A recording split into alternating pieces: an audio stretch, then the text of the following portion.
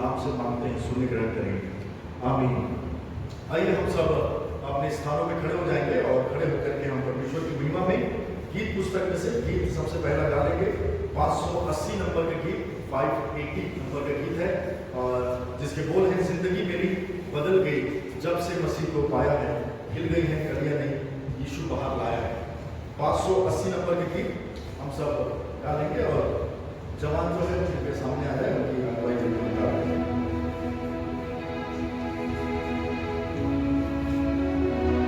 580 number का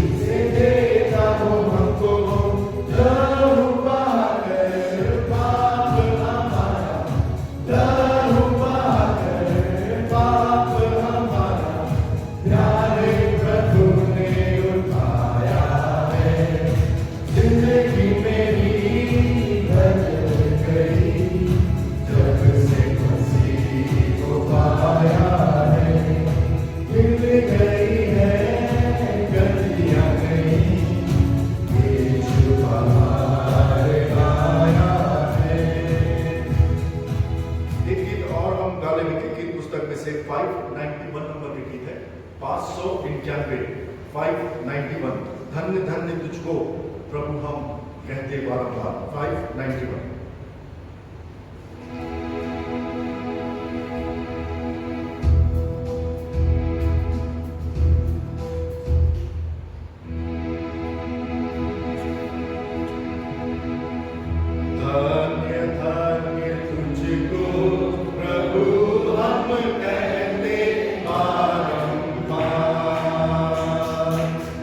धन्य धन्य तुझको प्रभु हम कहते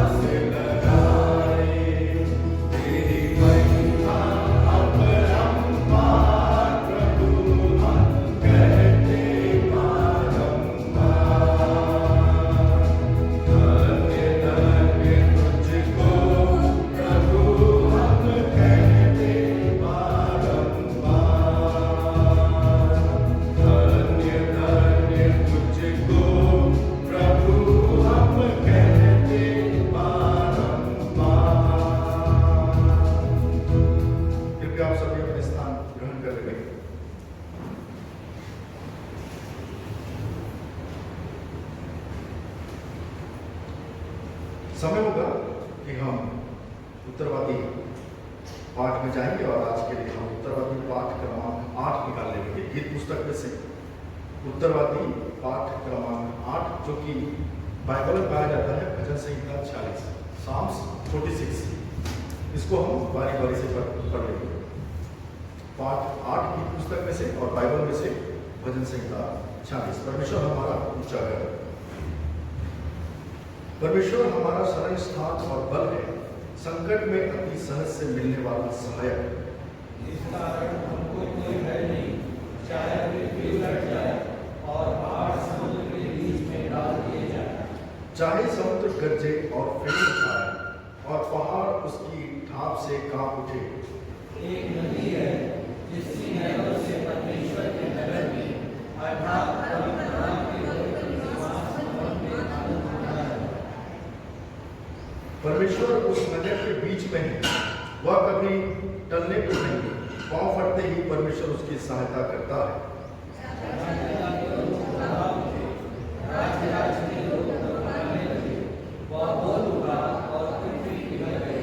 सेनाओं का यहोवा हमारे संग है, याकूब का परमेश्वर हमारा ऊंचा गढ़ है।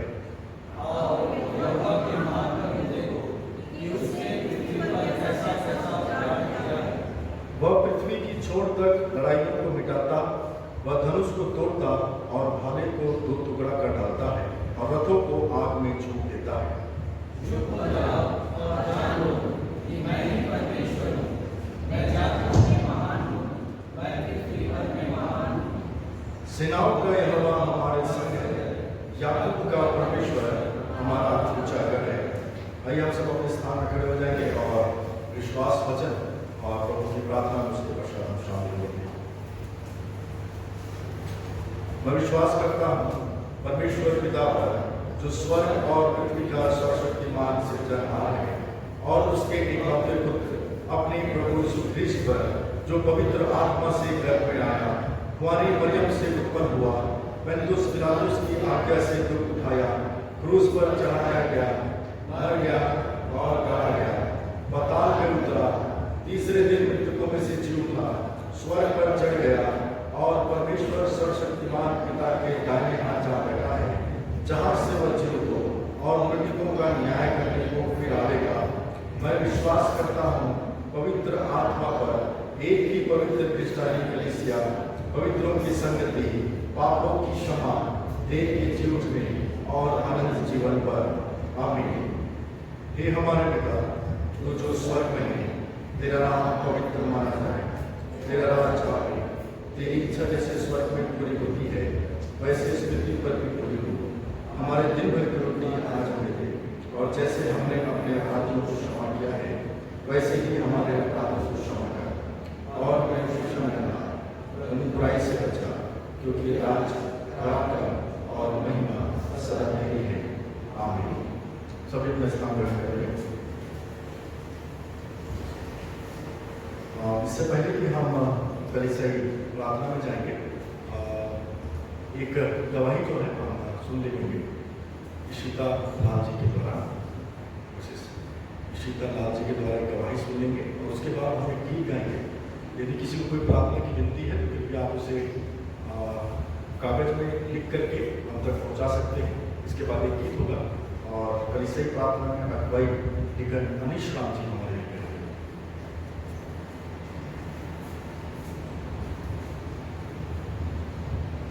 इस नंबर में सॉन्ग है, 66 नंबर में गीत है, तेरे शब्द शीश नवाते ऐ जगते करता। Song number 66। इसके बाद डिकन अनीश राम जी कलीसियाई प्रार्थना में हमारी अगुवाई करेंगे।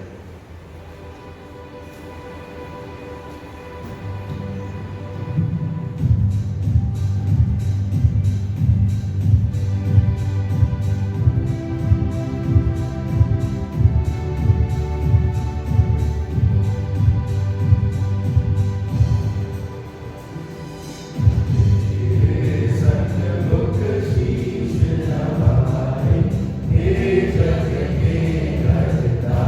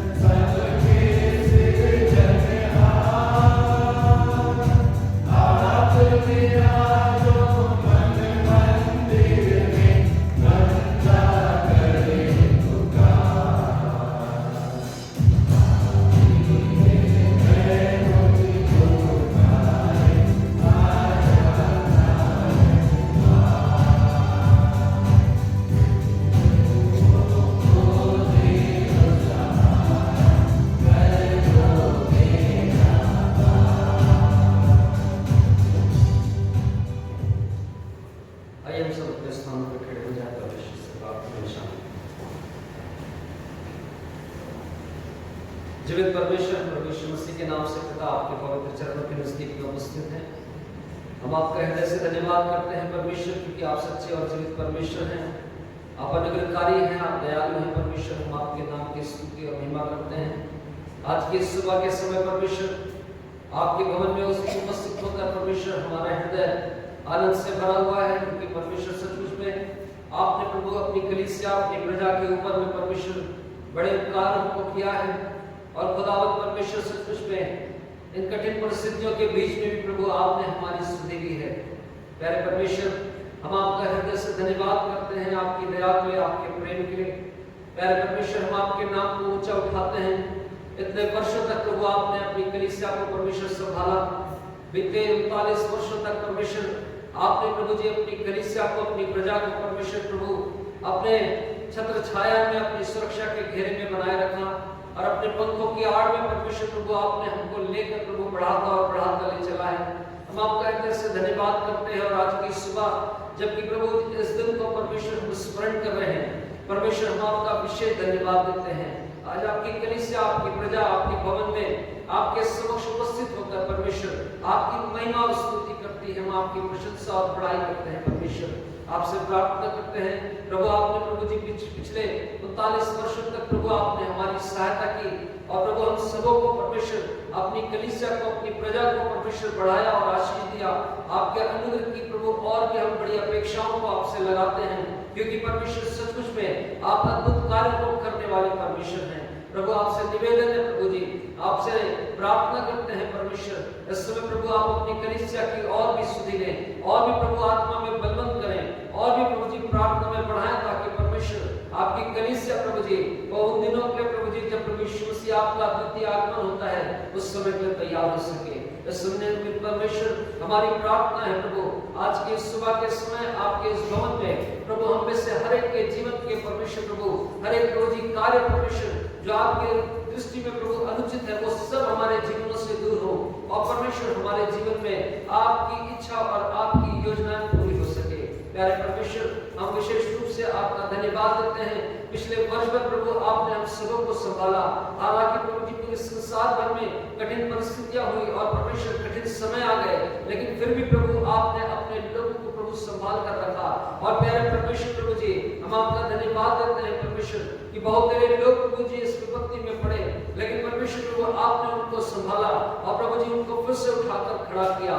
पिता परमेश्वर, हमारी प्रार्थना है आपका अनुग्रह आपकी बड़ी दया परमेश्वर आपकी कलीसिया के ऊपर सदा बनी रहे। हम विश्वास के साथ परमेश्वर मसीह आपके सामर्थी लहू को आपकी प्रजा आपकी कलीसिया के ऊपर हम छिड़कते परमेश्वर, और प्रभु आपसे विनती करते हैं आपके लहू का बाड़ा आपके लहू की सुरक्षा का घेरा प्रभु हम में से हर एक के जीवन में सदा बना रहे। और प्यारे परमेश्वर, हम सब प्रभु आपके अनुग्रह में आगे बढ़ सके।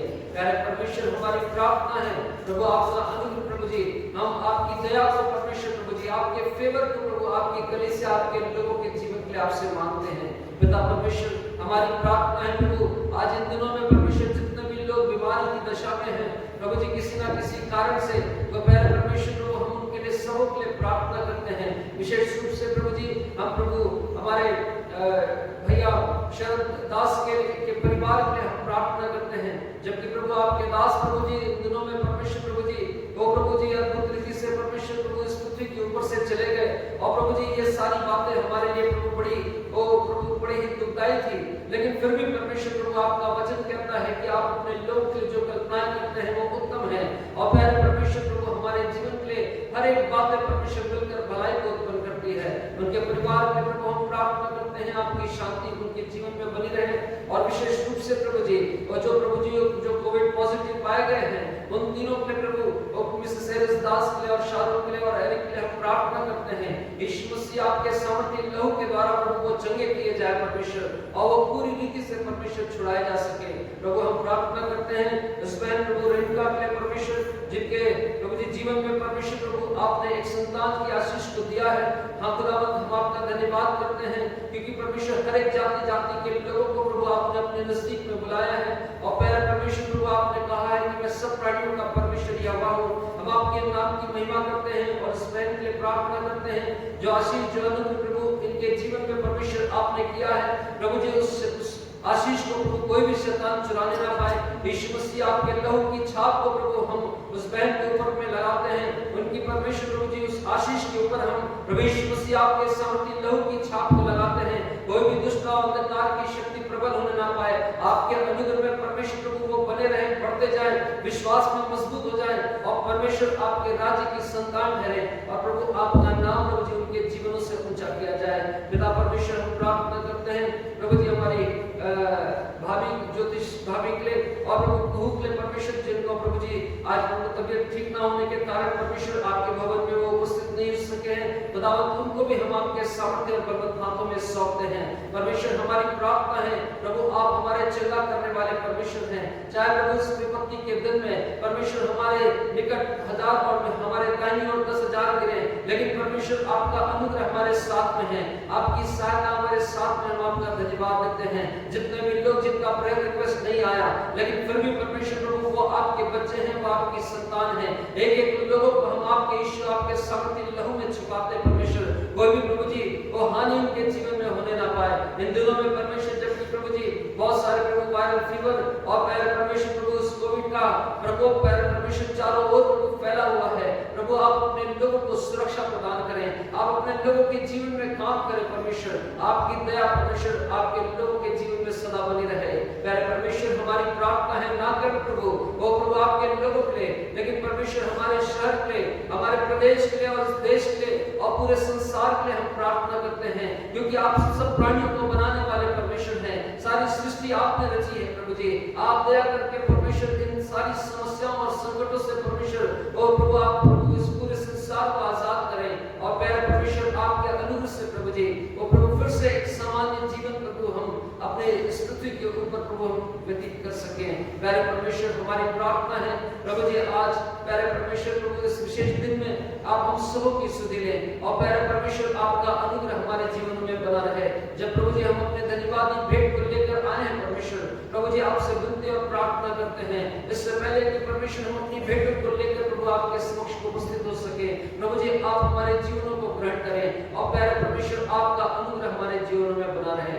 प्रभु हम प्रार्थना करते हैं आपकी कलीसिया के हर एक छोटे बच्चों के लिए परमेश्वर, हर एक जवानों के लिए जो अपनी पढ़ाई लिखाई अपनी ट्रेनिंग्स में प्रभु हैं और प्यारे परमेश्वर इन दिनों में प्रभु जी एक प्रभु विकट परिस्थिति का सामना कर रहे हैं, प्रभु हमारी आपसे विनती है आपका अनुग्रह उनके जीवन में बना रहे। कोई भी जवान कोई भी परमेश्वर प्रभु वो अपने प्रभु नौकरी अपनी पढ़ाई के और प्रभु जी ये सारे प्रभु जी इन दिनों के विलंब के कारण प्रभु किसी का मन निराश और हताश होने ना पाए। प्रभु आपका वचन कहता है आपने हमारे जीवन के लिए परमेश्वर जो योजना बनाई है उन्हें आप जानते हैं कि वो सबसे उत्तम है और अंत में तुम्हारी आशाओं को मैं पूरा करूंगा आपने कहा है। हम आपका हृदय से धन्यवाद करते हैं और विश्वास करते हैं प्रभु कि आपने जो योजना हमारे जीवन के लिए बनाई है वो सचमुच में उत्तम है। खुदावंद आज की सुबह फिर से एक बार प्रभु हम सब आपके पवित्र चरणों के नजदीक में अपने अपने जीवनों का समर्पण करते हैं।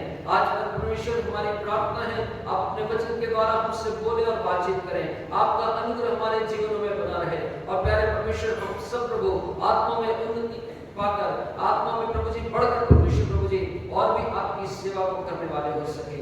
इस निमित्त परमेश्वर हमारी आपसे प्रार्थना है प्रभु पूरे आराधना में आपकी उपस्थिति हमारे साथ में बनी रहे। पवित्र आत्मा आप प्रभु हमारे बीच में होकर प्रभु आप कार्य करें। आज की सुबह परमेश्वर यदि कोई प्रभु अपनी समस्याओं को लेकर आपके भवन में आया है, अपने आंसुओं के साथ आया है, अपनी परेशानियों अपनी बीमारियों के कारण दुखी और परेशान है, प्रभु आपसे विनती करते हैं परमेश्वर प्रभु आज की सुबह उनके जीवन में प्रभु आप छुटकारे के काम को करें। उनके जीवन में परमेश्वर आज की सुबह आपके भवन में उपस्थित होना उनके जीवन के लिए प्रभु एक आशीष और प्रभु आपके अनुग्रह को पाने का कारण हो जाए। जो विशेष रूप से हम प्रार्थना करते हैं जितने भी बुजुर्ग हैं उन सबों को संभालिए और प्यारे परमेश्वर अपने अनुग्रह में बनाए रखिए। धन्यवाद परमेश्वर आपने हमारी विनती को सुना।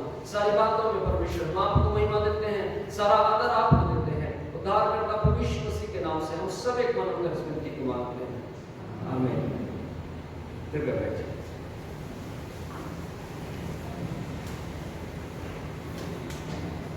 आज धन्यवाद पर्व तो हम मना ही रहे हैं और उसके साथ साथ एक बड़े धन्यवाद का अवसर ये भी है कि हम अपने चर्च एनिवर्सरी भी मना रहे हैं, जो कि हम प्रतिवर्ष नवंबर का जो 20 तारीख होता है उसके बाद हम मनाने का प्रयास करते हैं।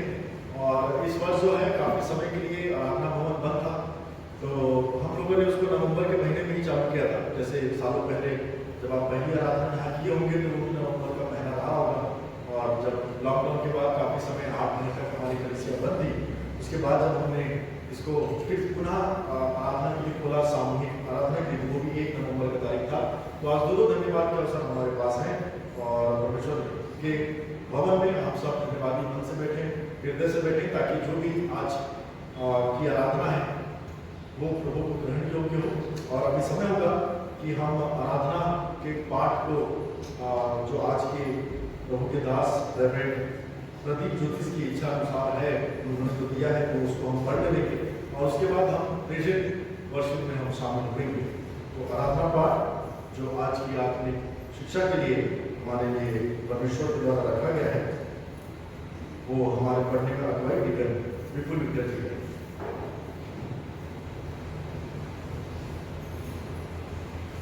आप सबको प्रभु यीशु मसीह के प्रिय मधुर नाम में नमस्कार। आज हम अपनी कलीसिया का 39वां स्थापना दिवस मना रहे हैं। मैं देख रहा था कि कुछ समय 1981 में जो लोग थे, जो उस समय जवान थे, वे अब बुजुर्ग हो चुके हैं। गिनती के कुछ ही लोग यहाँ दिखते हैं, और हम लोग हैं, हम जो उस समय बच्चे थे, मेरे ख्याल से हम लोग 12-13 साल 15 के अंदर थे हम लोग सब। और जो उस समय थे, जो उस समय जवान थे, हमारे माता पिता और जो कलीसिया के बुजुर्ग सदस्य हैं, उनके विषय में मैं एक बात कहना चाहूँगा कि उन्होंने बड़े प्रेम के साथ और बड़ी विश्वास योग्यता के साथ इस कलीसिया को सींचा। आज जो ये कलीसिया इस जगह स्थापित है, इतने बड़े भवन है, उन दिनों को मैं याद कर रहा था जब पहली आराधना हुई थी, और उसके बाद हम लोग कैसे आराधना करते आए, कितनी तकलीफों में हम लोगों ने आराधना किया, परेशानियां थी, परंतु उस समय जो अव्वे थे, या बोलिए उस समय जो कलीसिया को संभाल के रखे थे, जो आज बुजुर्ग हो चुके हैं, उनमें से बहुत से लोग हमारे बीच में नहीं है, उन्होंने बड़ी विश्वास योग्यता के साथ इस कलीसिया को संभाला, आगे बढ़ाया, और आज हम लोग के हाथों में इस कलीसिया को भार को दिया है। और हम भी अपनी कोशिश करते हैं कि बड़ी विश्वास योग्यता के साथ इस कलीसिया की अगुवाई कर सकें, और हमारे बाद ये बच्चे जो हैं, इनके कामों पर इस कलीसिया का बोझ जाएगा।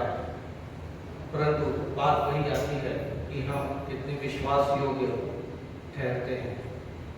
परमेश्वर हम सबको आशीषित करे कि हम विश्वास योग्यता के साथ उसकी कलीसिया का अगुवाई कर सके, घरों की रखवाली कर सके, और प्रभु के कार्य में आगे बढ़ते जाए। आइए हम सब निकालेंगे आज के आत्मिक मनन के लिए पहला थिस्सलुनीकियों की पत्री, उसका 5वां अध्याय, पद 12 से 28 तक। पहला थिस्सलुनीकियों 5वां अध्याय, पद 12 से 28 तक। यहाँ पर इस प्रकार से लिखा है, और हे भाइयों, हम तुमसे विनती करते हैं कि जो तुम में परिश्रम करते हैं और प्रभु में तुम्हारे अगुवे हैं और तुम्हें शिक्षा देते हैं, उन्हें मानो, और उनके काम के कारण प्रेम के साथ उनको बहुत ही आदर के योग्य समझो। आपस में मेल मिलाप से रहो।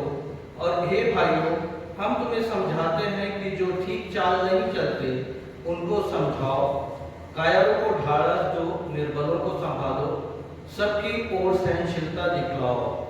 सावधान, कोई किसी के बुराई के बदले बुराई ना करे, पर सदा भलाई करने पर तत्पर रहो। आपस में सबसे भी भलाई की चेष्टा करो। सदा आनंदित रहो, निरंतर प्रार्थना में लगे रहो। हर बात में धन्यवाद करो, क्योंकि तुम्हारे लिए मसीह यीशु में परमेश्वर की यही इच्छा है। आत्मा को ना बुझाओ, भविष्यवाणी को तुच्छ ना जानो, सब बातों को परखो, जो अच्छी है उसे पकड़े रहो, सब प्रकार की बुराई से बचे रहो। शांति का परमेश्वर आप ही तुम्हें पूरी रीति से पवित्र करे। और तुम्हारी आत्मा और प्राण और देह हमारे प्रभु यीशु मसीह के आने तक पूरे पूरे और निर्दोष सुरक्षित रहे। तुम्हारा बुलाने वाला सच्चा है और वह ऐसा ही करेगा। हे भाइयों, हमारे लिए प्रार्थना करो। सब भाइयों को पवित्र चुंबन से नमस्कार करो। तुम्हें प्रभु की शपथ देता हूँ कि यह पत्री सब भाइयों को पढ़कर सुनाई जाए। हमारे प्रभु यीशु मसीह का अनुग्रह तुम पर होता रहे। 18वां पद एक बार फिर पढ़ लेंगे। हर बात में धन्यवाद करो, क्योंकि तुम्हारे लिए मसीह यीशु में परमेश्वर की यही इच्छा है। आइए प्रार्थना करें। सारे आशीषों के देने वाले जीवित सामर्थ्य परमेश्वर पिता, धन्यवाद देते हैं सुंदर समय के प्रभु और इस पवित्र वचन के लिए जो कि प्रभु जी सदा काल से बना हुआ है, स्थिर है, दृढ़ है। और प्रभु जी सदा काल से प्रभु जी इस पर व्याख्यान होते आए हैं और आज भी प्रभु जी हम इससे कुछ सीखना चाहते हैं। परंतु ये वचन उतना ही ताजा और उतना ही नया और उतना ही मीठा है जैसा कि आज पढ़ा गया। प्रभु आशीष दीजिए प्रभु जी कि हम सब इस वचन के द्वारा आनंदित और आशीषित हो सके और आपके वचन को ग्रहण करके अपने जीवन में आगे बढ़ सके। धन्यवाद के साथ इस प्रार्थना को प्रभु यीशु मसीह के जीवित कोई का सामर्थ्य नाम से आमीन।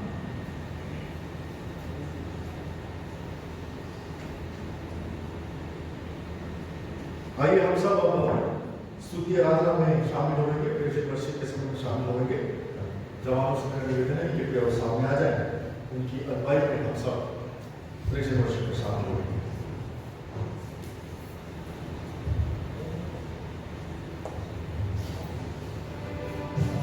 आइए हम सब अपने स्थान पर खड़े हो जाएं।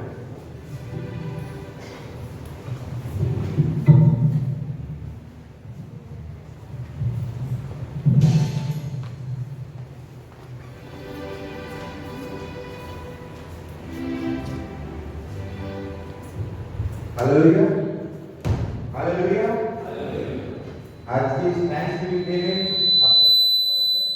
परमेश्वर पिता का धन्यवाद देता हूँ कि आज आप मैं यहाँ उपस्थित हो पाए हैं। परमेश्वर का धन्यवाद करने के लिए मैं उम्मीद करता हूँ हमेशा नहीं का हृदय आज धन्यवाद से भरा हुआ होगा।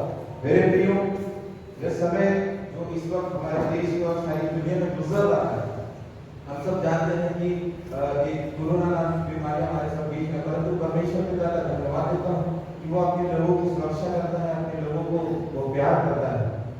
एक ही नाम है मेरे प्रियो, यीशु नाम, जो हमें और आपको स्वर्ग की ओर लेकर जाएगा और परमेश्वर की राह में आगे बढ़ाएगा।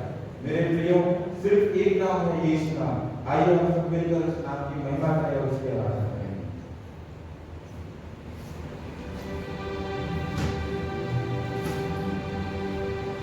यीशु तेरा सबसे ऊंचा है। यीशु तेरा सबसे ऊंचा है। 'Yesu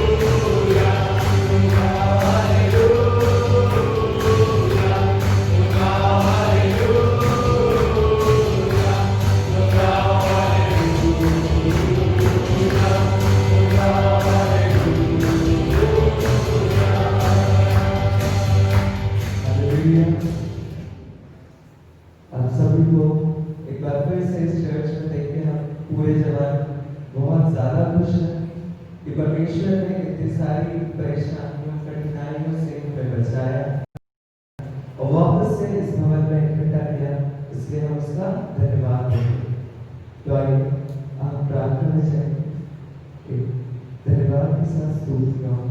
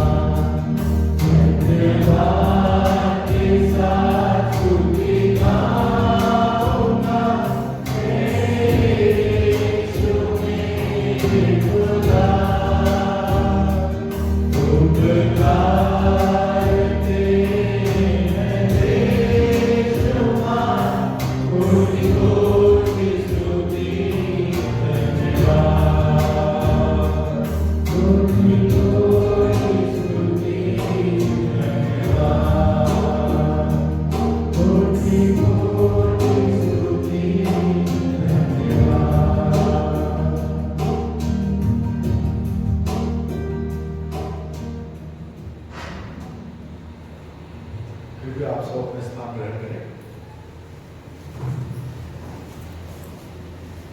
अब समय पर कि हम वचन की शिक्षा में जाएंगे और मैं समय लेना चाहूँगा अपने रेवरेंड प्रदीप ज्योतिष जी का पूरे मेनोनाइट चर्च भिलाई की तरफ से मैं उनका स्वागत करता हूँ। तो आज हमारे बीच में है और हम सब उनको जानते हैं और बहुत पहले से जानते हैं। वो इस कलीसिया के ही एक अंग रहे हैं और शुरू से परमेश्वर ने उनको इस कलीसिया में शब्द पहले इस्तेमाल किया, फिर उनकी बुलाहट के अनुसार परमेश्वर ने उनको पासवान के रूप में अभिषिक्त किया और वो अब मेनोनाइट चर्च ग्रुप में अपनी सेवकाई को दे रहे हैं। मैं उनका तहे दिल से अपनी इस कलीसिया में स्वागत करता हूं और हमेशा मैं उनसे कुछ अच्छी बातों को सीखता हूं और वो एक अच्छे प्रभु के दास हैं। जैसे हर एक बच्चे को एक अच्छा स्कूल की जरूरत होती है और एक अच्छा स्कूल तब बनता है जब एक अच्छा शिक्षक उस स्कूल में होता है। स्कूल की बिल्डिंग मायने नहीं रखती, स्कूल का ड्रेस कोड मायने नहीं रखता, पर सबसे अच्छा स्कूल वो होता है जहाँ पर एक अच्छा शिक्षक होता है जो अपने बच्चों को अच्छी शिक्षा दे। तो मेरे हिसाब से एक अच्छे विश्वासी के लिए एक अच्छा चर्च से कहीं ज्यादा उत्तम है, अच्छे कपड़ों पहनने से कहीं ज्यादा उत्तम है कि बाइबल की शिक्षा देने वाला एक पासवान हमारे बीच में हो। तो आज हमारे साथ आत्मिक शिक्षा को लेकर के हमारे पासवान रेवरेंड प्रदीप ज्योतिष हमारे बीच में है और मेरा विश्वास है कि जो भी वचन परमेश्वर ने उनको दिया है उससे आज हम आशीषित होंगे और बहुत आज सफल हम परमेश्वर के राज्य में लाना चाहेंगे। मैं एक बार फिर से रेवरेंड प्रदीप ज्योतिष का अपनी कलीसिया में स्वागत करता हूँ, निवेदन करता हूँ कि कृपया वे सामने आए और अपने समय को ले लेंगे। रेवरेंड प्रदीप ज्योतिष जी।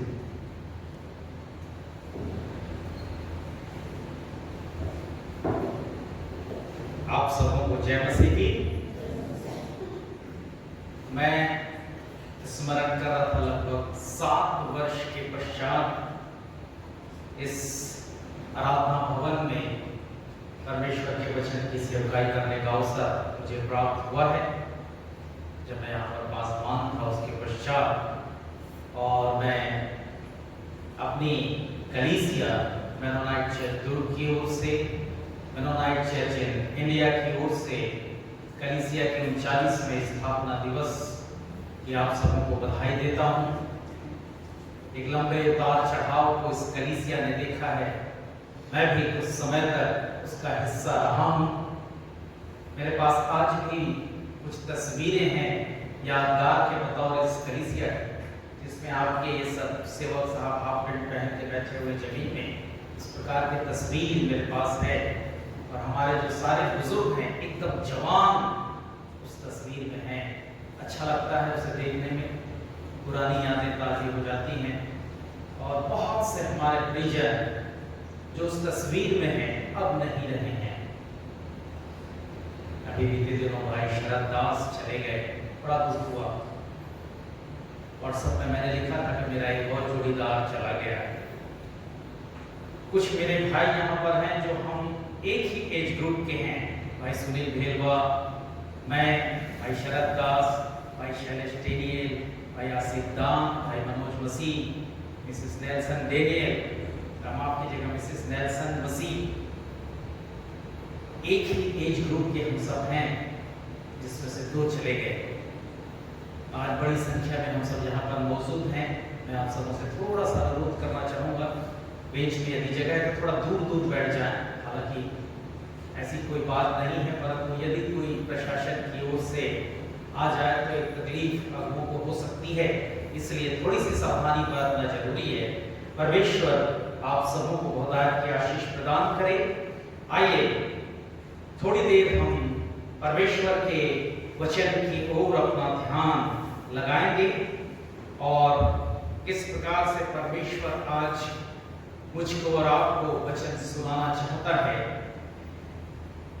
धन्यवाद के गीत को हमारे जवानों ने अभी गाया है, धन्यवाद के साथ स्तुति करूंगा।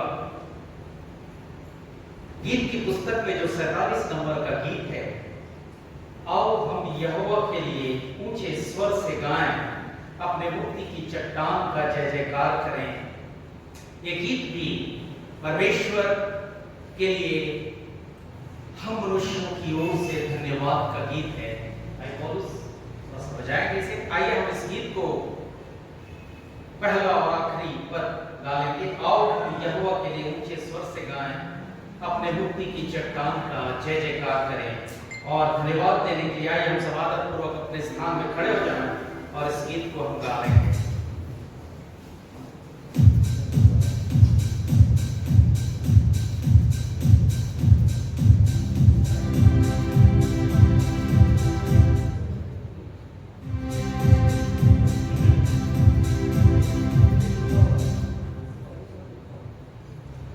आइए हम शुरू करते हैं, भाई हमारे साथ संगति दे देंगे।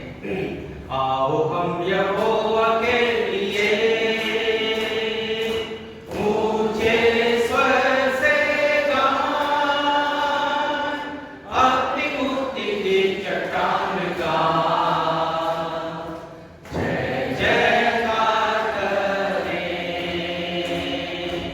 आओ हम यहोवा के लिए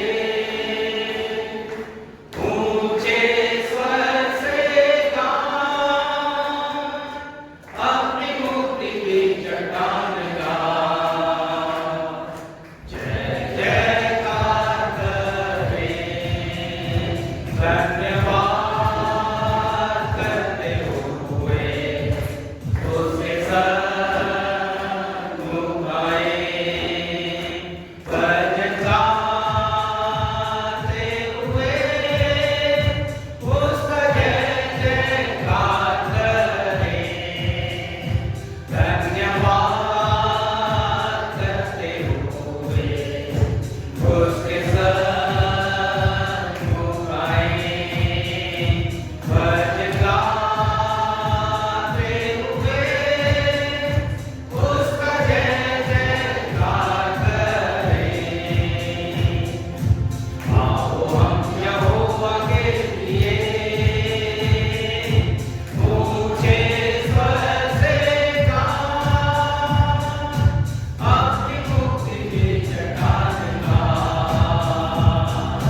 जय जयकार करें।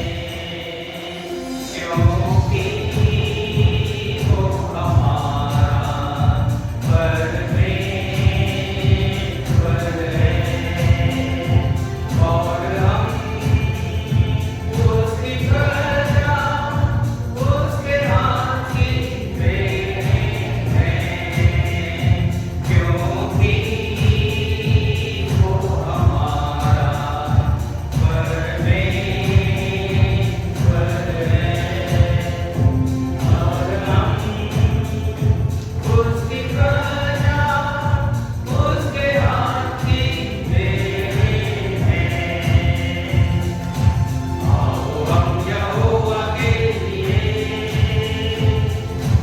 ऊंचे स्वर से गाएं,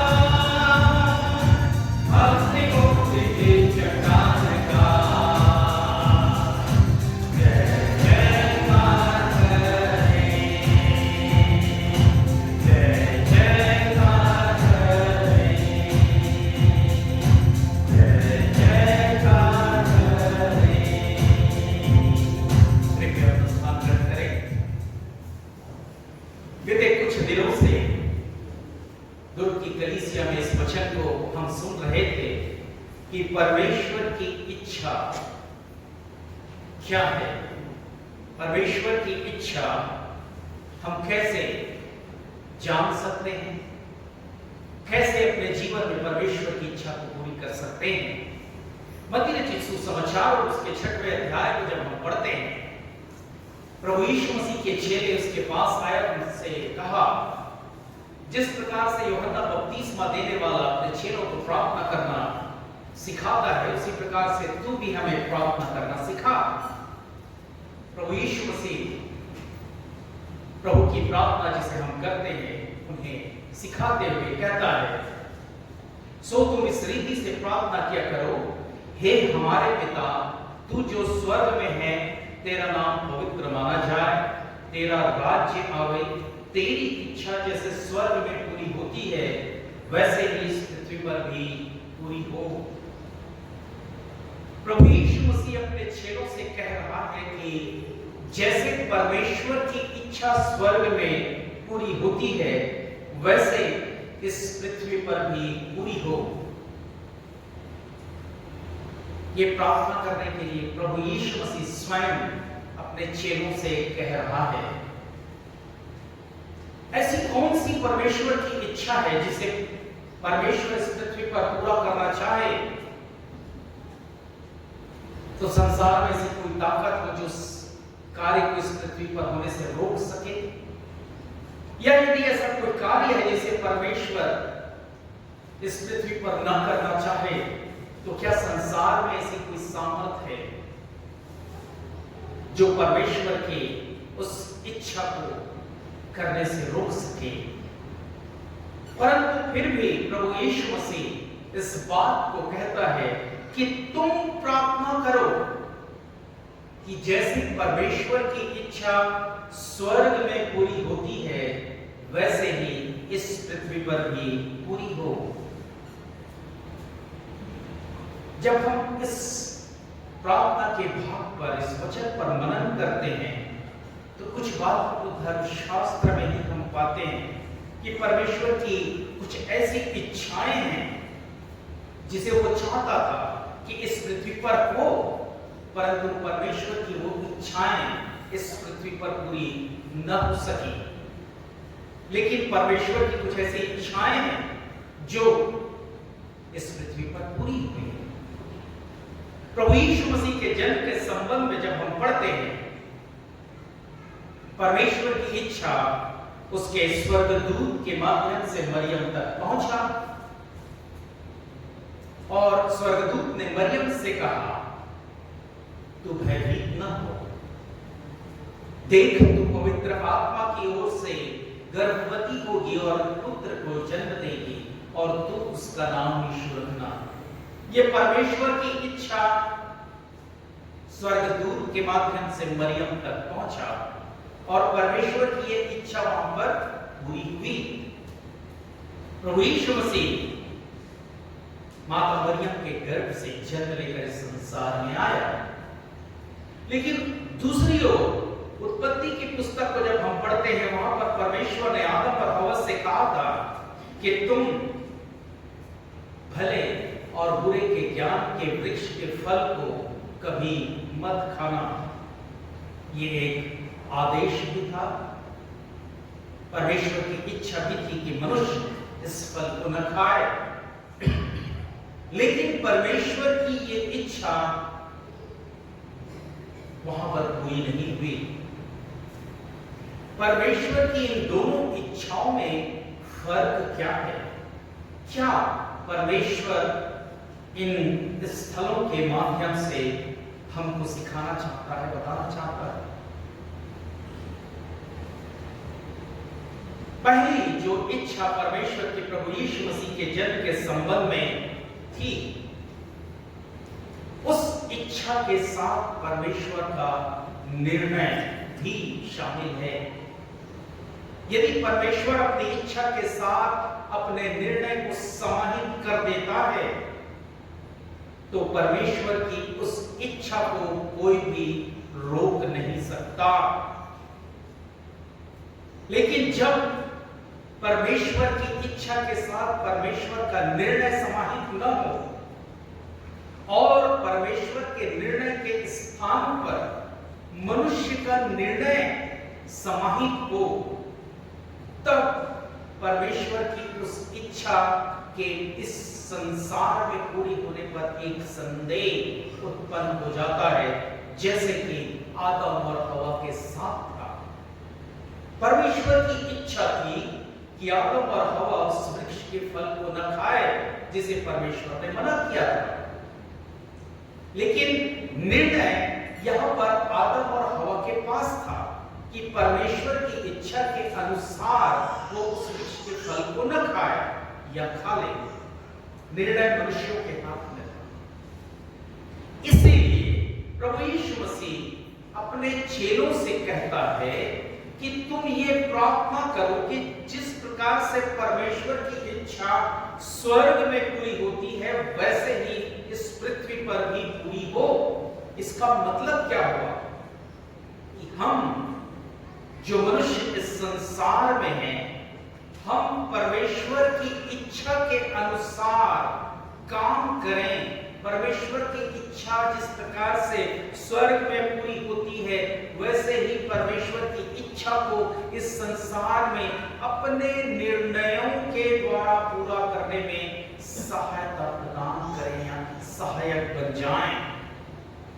ये प्रभु यीशु मसीह चाहता है कि हम यही प्रार्थना करें कि हम मनुष्यों के कारण जो परमेश्वर की इच्छा इस संसार में पूरी होने से रुकावट आती है या रुक जाती है या बाधाएं आती हैं, हम परमेश्वर की इच्छा को इस संसार में पूरी होने में बाधक न बने, इसके लिए या अपने आप के लिए, मनुष्यों के लिए प्रार्थना करो कि वो परमेश्वर की इच्छा को इस संसार में पूरी होने में बाधक न बने। ऐसी बहुत सी परमेश्वर की इच्छाएं हैं जो इस संसार पर पूरी होनी है, परंतु हम मनुष्यों के द्वारा वो इच्छाएं जो हैं वो पूरी नहीं हो पाती हैं। प्रभु यीशु मसीह के जन्म के संबंध में जब हम पढ़ते हैं, वहां पर परमेश्वर का निर्णय वहां पर समाहित है। परमेश्वर की इच्छा के अनुसार वहां पर परमेश्वर का यह निर्णय था कि मनुष्यों के उद्धार के लिए प्रभु यीशु मसीह का जन्म इस संसार में हो, और प्रभु यीशु मसीह का जन्म परमेश्वर की इच्छा के अनुसार ही हो गया, क्योंकि परमेश्वर का यह निर्णय था।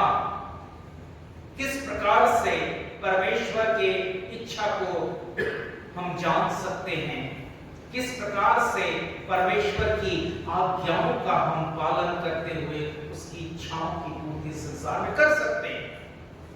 रोमियो 12 में लिखता है, संसार के सदृश न बनो, परंतु तुम्हारी बुद्धि के नए हो जाने से तुम्हारा चाल चलन भी बदलता जाए, जिससे तुम परमेश्वर की भली और भावी और सिद्ध इच्छा अनुभव से मालूम करते जाओ, अनुभव से मालूम करते जाओ। और परमेश्वर की बहुत सी इच्छाओं में से जो सबसे बड़ी इच्छा है, उसके संबंध में आज के आराधना के पाठ में हमने पढ़ा है। पहला थिस्सलुनीकियों की पत्री और उसके 5वें अध्याय के पद 18 में परमेश्वर का वचन इस बात को कहता है, हर बात में धन्यवाद करो, क्योंकि तुम्हारे लिए मसीह यीशु में परमेश्वर की यही इच्छा है। हर बात में धन्यवाद करो, क्योंकि तुम्हारे लिए मसीह यीशु में परमेश्वर की यही इच्छा है। आज कलीसिया में धन्यवादी पर्व मनाया जा रहा है। हम सबों का मन, हृदय परमेश्वर के प्रति धन्यवाद से भरा हुआ है, लेकिन परमेश्वर को हम किन बातों के लिए धन्यवाद देने के लिए यहाँ पर मौजूद हैं? यही कि हम अवतक्सितों के बीच में पाए जाते हैं। जो महामारी आज फैली हुई है, परमेश्वर ने हमको उससे बचाया। सारी सुख सुविधाओं को परमेश्वर ने हमें प्रदान किया। हम सुखी हैं, हमारे बाल बच्चे सकुशल हैं, वगैरह वगैरह नाना प्रकार की आशीषों के लिए हम अपने परमेश्वर को धन्यवाद देना चाहते हैं। क्या साल में एक बार, महीने में एक बार, सप्ताह में एक बार, सिर्फ रविवार को? लेकिन परमेश्वर का वचन इस बात को कहता है कि हर समय परमेश्वर का धन्यवाद करते रहने की आवश्यकता है। हर समय हमको परमेश्वर को धन्यवाद देने की आवश्यकता है। दूसरा तुलसियों की पत्री उसके 2 अध्याय को जब हम पढ़ते हैं 6-7 में, अत्यंत धन्यवाद करते रहो। यहाँ पर 17वें पद में लिखा है, जिस प्रकार से निरंतर प्रार्थना में लगे रहो, उसी प्रकार से निरंतर धन्यवाद करते रहो। साल में एक बार धन्यवाद देने की आवश्यकता नहीं है। हर समय हमारा मन, हमारा हृदय परमेश्वर के प्रति धन्यवाद से भरे रहने की आवश्यकता है। हर परिस्थिति में, न केवल सुख में, न केवल आनंद के समय, वरन दुख में, विपत्ति में, कमी में, घटी में, हर परिस्थिति में हमको अपने जीवित परमेश्वर को धन्यवाद देने की आवश्यकता है। यशीता ने कलीसिया के समक्ष गवाही को दिया। कलीसिया को धन्यवाद दिया, उसने परमेश्वर को धन्यवाद दिया। हर परिस्थिति में हमको अपने परमेश्वर को धन्यवाद देने की आवश्यकता है। हमने गीत को गाया, धन्यवाद करते हुए उसके आंगनों में प्रवेश करो। आखिर किन किन बातों के लिए हम परमेश्वर को धन्यवाद दें? वचन किन बातों के लिए परमेश्वर को धन्यवाद देने को कहता है? गीत में हमने गाया, भजन संहिता की पुस्तक पूरा परमेश्वर को धन्यवाद देने से भरा हुआ है। भजन 95 1 से 3 को जब हम पढ़ते हैं, धन्यवाद करते हुए उसके सम्मुख आए और भजन गाते हुए उसका जय जयकार करें। क्यों? क्योंकि यहोवा महान ईश्वर है। हमने कभी इस विषय के लिए अपने परमेश्वर को धन्यवाद दिया है कि हमारा परमेश्वर एक महान ईश्वर है। क्यों वो महान है? क्योंकि वो सब देवताओं के ऊपर श्रेष्ठ है, महान है। इन बातों के लिए परमेश्वर चाहता है कि हम अपने परमेश्वर को धन्यवाद दें। इन बातों के लिए परमेश्वर ये कहता है कि हम अपने जीवते परमेश्वर को धन्यवाद दें। हम इसलिए भी अपने परमेश्वर को धन्यवाद दें। भजन 106 को जब हम पढ़ते हैं, उसके पहले पद में लिखता है, इसलिए धन्यवाद दें क्योंकि यहोवा भला है। हमारा परमेश्वर जिसकी हम उपासना करते हैं, हमारा परमेश्वर जिस पर हम विश्वास करते हैं, वो एक भला परमेश्वर है। क्यों भला? क्योंकि वो हम पापियों को बचाने के लिए संसार में आया। वो हम पापियों का संहार करने के लिए, हमको नाश करने के लिए इस संसार में नहीं आया, परंतु हम पापियों को बचाने के लिए इस संसार में आया। इसलिए परमेश्वर का वचन ये कहता है कि हमारा परमेश्वर यहोवा भला है, क्योंकि वो हमें बचाने के लिए इस संसार में आया है। इसलिए अपने परमेश्वर को धन्यवाद देने की आवश्यकता है। इसलिए हमको अपने परमेश्वर को धन्यवाद देना है। इसलिए भी हमको अपने परमेश्वर को धन्यवाद देना है क्योंकि उसकी करुणा सदा के लिए है। परमेश्वर की नम्रता और दीनता जो हमको अवसर पर अवसर प्रदान करता है। कई बार अपने बीते जीवन को हम मनन करते हैं, तब ऐसा पाते हैं कि हमें तो ऐसी कोई योग्यता थी ही नहीं कि आज हम जीवों के बीच में पाए जाते, कि आज हम परमेश्वर के भवन में उसे धन्यवाद देने के लिए मौजूद रह सकते। परंतु परमेश्वर हम पर दया करता है, करुणा पर करुणा करता है, और उसकी ये दया, उसकी ये करुणा सिर्फ आज के लिए नहीं है, परंतु सदा सदा काल के लिए है। न जाने हमारे आदि माता पिता के जमाने से वो परमेश्वर की दया वो चलता चला आ रहा है, और आज भी है, और युगानुयुग तक बना रहेगा जब तक ये संसार है। हमको इसलिए भी धन्यवाद देने के लिए परमेश्वर कहता है कि उसकी सच्चाई पीढ़ी से पीढ़ी तक बनी रहती है। परमेश्वर सच्चा था, सच्चा है और सच्चा रहेगा। वो कभी बदलने वाला परमेश्वर नहीं है। परमेश्वर की सच्चाई पीढ़ी से पीढ़ी तक बनी रहेगी। इसलिए भी अपने जीवते परमेश्वर को धन्यवाद देने की आवश्यकता है। नाना प्रकार के उपकार परमेश्वर ने हमको दिए हैं, उसके लिए हमको परमेश्वर को धन्यवाद देना है। हमको इसलिए भी परमेश्वर को धन्यवाद देना है।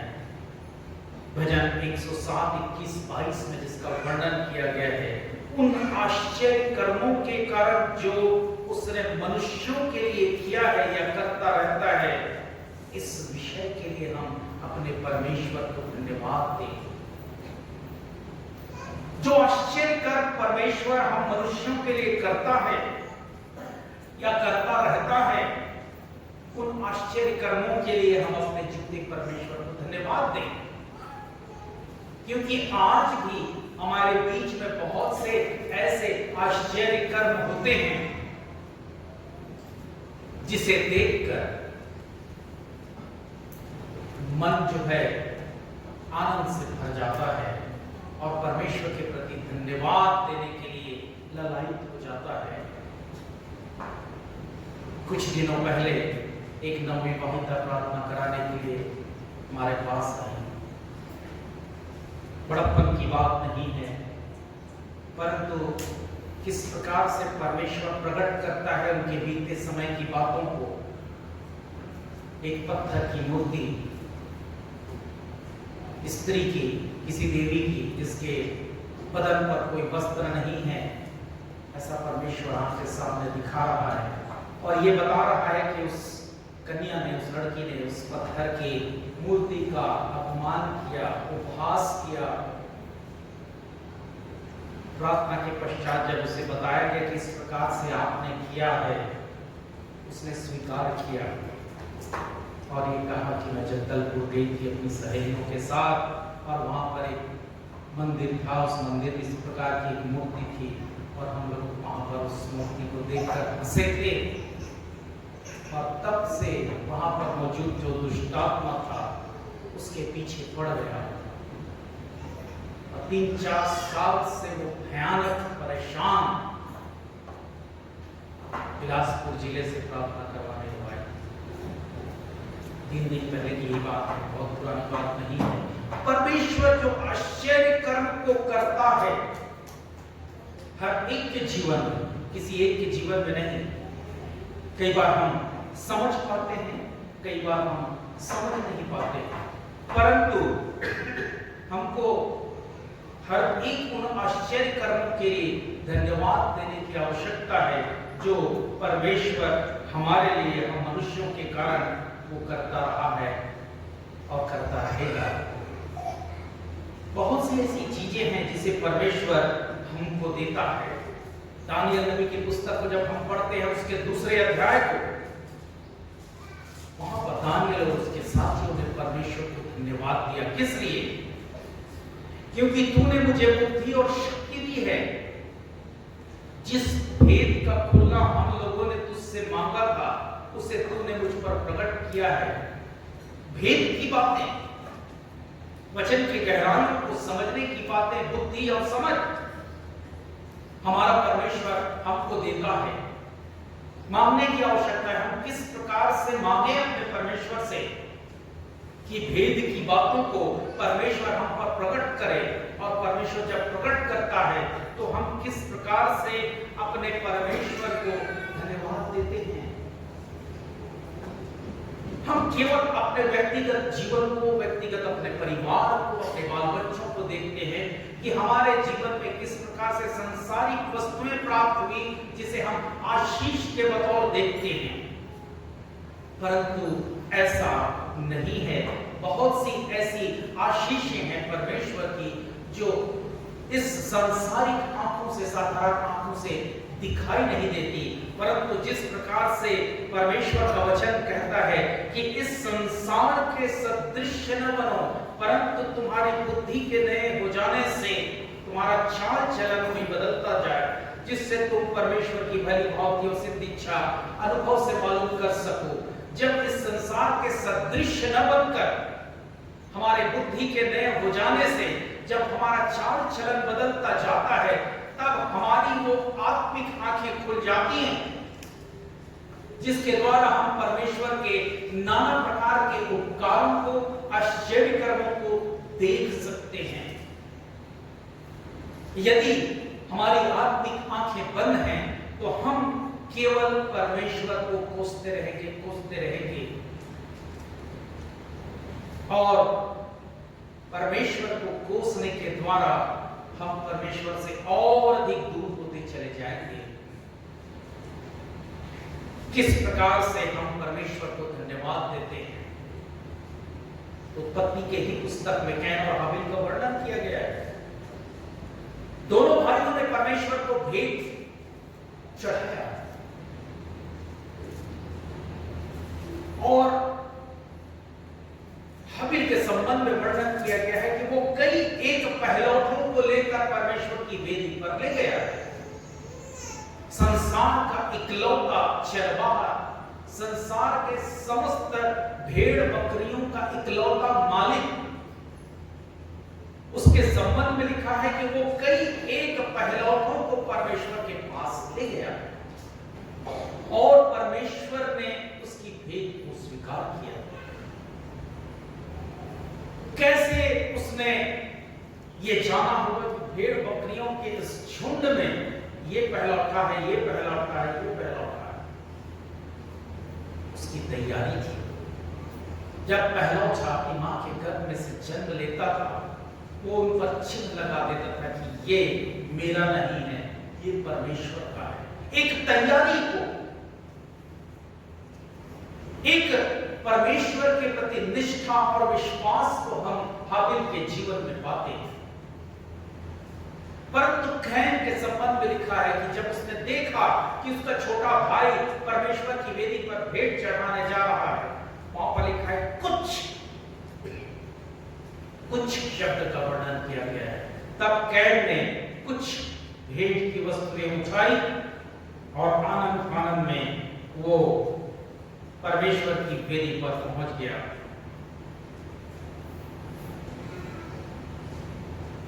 तीसरे पद में, कुछ दिनों के पश्चात कैन यहोवा की भूमि की उपज में से कुछ भेंट ले आया। उत्पत्ति 4:3 में कुछ। आज अपने आप का मनन करें। धन्यवादी पर्व आज है, इसका अनाउंसमेंट मैं सोचता हूं कम से कम 1 महीना पहले या उससे पहले से किया जा रहा होगा। हमारी तैयारी कब से प्रारंभ हुई? धन्यवादी पर्व पर परमेश्वर की वेदी पर भेंट चढ़ाने के लिए हम अपने आप का मनन करें। अरे चलो भैया, व्हाट्सएप पे खबर आई थी, पादरी साहब ने डाला कि आज धन्यवादी पर्व है, चलो परमेश्वर के भवन में बहुत दिनों के बाद जाएंगे, अपने लोगों से, प्रिय लोगों से मुलाकात भी हो जाएगी। खाना तो वही है, खाना बनाने की आवश्यकता नहीं। इस प्रकार की विचारधाराएं शैतान हमारे दिल दिमाग में डालता है, वो डालता है और इस प्रकार का व्यवहार करने के लिए उकसाता है ताकि मनुष्य परमेश्वर से और दूर हो जाए। इसमें हमारी अपनी गलती नहीं है, लेकिन हमारे जो आदि माता पिता ने जो गुनाह, जो अपराध, जो पाप किए हैं, उसी के कारण आज हम पापी हैं। और चूंकि हम पापी हैं, हम और पाप करते चले जाते हैं, करते चले जाते हैं। हमने पाप किया है इसलिए पापी नहीं, परंतु हम पापी हैं इसलिए पाप करते हैं। और परमेश्वर हमारी इस फितरत को बहुत अच्छे तरीके से जानता है कि मनुष्य ऐसा करेगा ही। कई बार वो जो गुनाह, उस पेड़ के फल को खाने की वजह से परमेश्वर ने मनुष्यों को दंड दिया था कि निकाल के उनको बाहर कर दिया। कई टीकाकारों के मन में, हो सकता है हमारे जहन में भी ये बात आती होगी कि एक छोटे से पाप की वजह से परमेश्वर ने इतना बड़ा दंड मनुष्यों को दिया। लेकिन परमेश्वर ये जानता था कि आज ये जो पाप इतना छोटा सा है, जो उंगलियों के बीच में समा जा रहा है, वो एक दिन आगे बढ़ते हुए वो कहां तक जाएगा, ये परमेश्वर बहुत अच्छे तरीके से जानता था। सूर्य से जब किरणें निकलती हैं इस पृथ्वी पर आने के लिए, उस समय उसकी चौड़ाई 1 सेंटीमीटर से ज्यादा नहीं रहती होगी, लेकिन इस पृथ्वी पर आते आते वो पृथ्वी के बराबर चौड़ाई उसकी हो जाती है 8 मिनट में। इसी प्रकार से वो छोटा सा पाप था जिसका दूरगामी परिणाम होने पर था। यही परमेश्वर जानता, इसलिए परमेश्वर ने दंड दिया। आज बहनों और भाइयों, मुझको और आपको परमेश्वर की इच्छा के अनुसार जीवन व्यतीत करने की आवश्यकता है। परमेश्वर को धन्यवाद देने की आवश्यकता है। हर समय, हमेशा हमको परमेश्वर को धन्यवाद देने की आवश्यकता है। हर परिस्थिति में अय्यूब के जीवन को जब हम देखते हैं, सब कुछ तो उसका चला गया, कुछ भी नहीं बचा उसके पास। बाल बच्चे, नौकर चाकर, सारी संपत्ति, यहां तक पत्नी भी छोड़कर चली गई। उसके शरीर में नाना प्रकार की बीमारियां, थोड़े फुंसी हो गए। उसके मुख से एक शब्द भी परमेश्वर के विरोध में नहीं निकला। उसने कहा परमेश्वर ने दिया है, परमेश्वर ने लिया है, परमेश्वर का नाम धन्य हो। क्या मैं, आप, हमारा हृदय परमेश्वर के प्रति इसी प्रकार से धन्यवाद से भरा हुआ है अथवा नहीं? जिस भेंट को हम परमेश्वर की वेदी पर लेकर आते हैं, क्या उसके लिए हमने उसे तैयार किया है? उन चरवाहों को स्मरण करिए जिनके पास परमेश्वर का संदेश पहुंचा। मैं तुम्हें बड़े आनंद का सुसमाचार सुनाता हूं जो सबके लिए होगा। वो एक जोखिम के स्थान पर थे। परमेश्वर की वेदी पर मेमना चढ़ाने से पहले जो व्यक्ति मेमना खरीदता था, उन्हीं चरवाहों के पास जाता था, और वो चरवाहा जब कहता था कि ये वो मेमना है जो परमेश्वर की वेदी पर भेंट चढ़ाने के योग्य है, तब वो व्यक्ति उसे मोल लेकर याजक के पास जाता था और याजक परमेश्वर की वेदी पर उस मेमने को बलिदान चढ़ाता था। यदि उस मेमने में कुछ खोट निकलता तो उसका दोष इस चरवाहे पर पड़ता, क्योंकि इसने सर्टिफाई किया है कि ये मेमना परमेश्वर की वेदी पर भेंट चढ़ाने के योग्य है।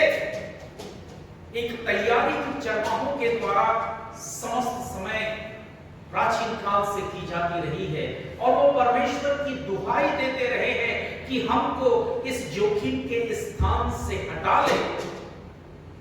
परमेश्वर की वेदी पर भेंट चढ़ाने के लिए जिन मेमनों को तैयार करने की जिम्मेदारी तूने हमारे पास सौंपा है, उस स्थान से तू हमें हटा ले। और परमेश्वर ने उस संदेश को चरवाहों के पास भेजा कि मैं तुम्हें वो बड़े आनंद का सुसमाचार सुनाता हूं जो तुम बरसों से मांग रहे थे कि हमको इस जोखिम के स्थान से हटा ले। आज मैं उस मेमने को संसार में भेज चुका हूं, और उस मेमने के बलिदान होने के पश्चात तुमको इन सब मेमनों को तैयार करने की आवश्यकता नहीं पड़ेगी। ये एक तैयारी जो वो चरवाहे सदा सदा काल से पीढ़ी दर पीढ़ी करते चले आ रहे थे, परमेश्वर ने उनको वहां से हटा लिया अपने उस मेमने को बलिदान देकर। इससे बड़ा बलिदान जो परमेश्वर ने मेरे लिए और आपके लिए दिया है कि उसने इकलौते पुत्र को इस संसार में हम मनुष्यों के उद्धार के लिए भेज दिया, दे दिया, और उसके मारे जाने के द्वारा, जीतने के द्वारा हम अनंत जीवन को पा सकें। किस प्रकार का बलिदान, किस प्रकार का भेंट आज हम परमेश्वर की वेदी पर लेकर आए हैं। उस मां को स्मरण करें जिसका नाम हन्ना था। परमेश्वर ने उसको एक पुत्र दिया उसके प्रार्थना के अनुसार, और परमेश्वर के भवन में जब उसका पति जा रहा था, उसने कहा कि मैं इस वर्ष नहीं जाऊंगी, आप जाके आ जाओ।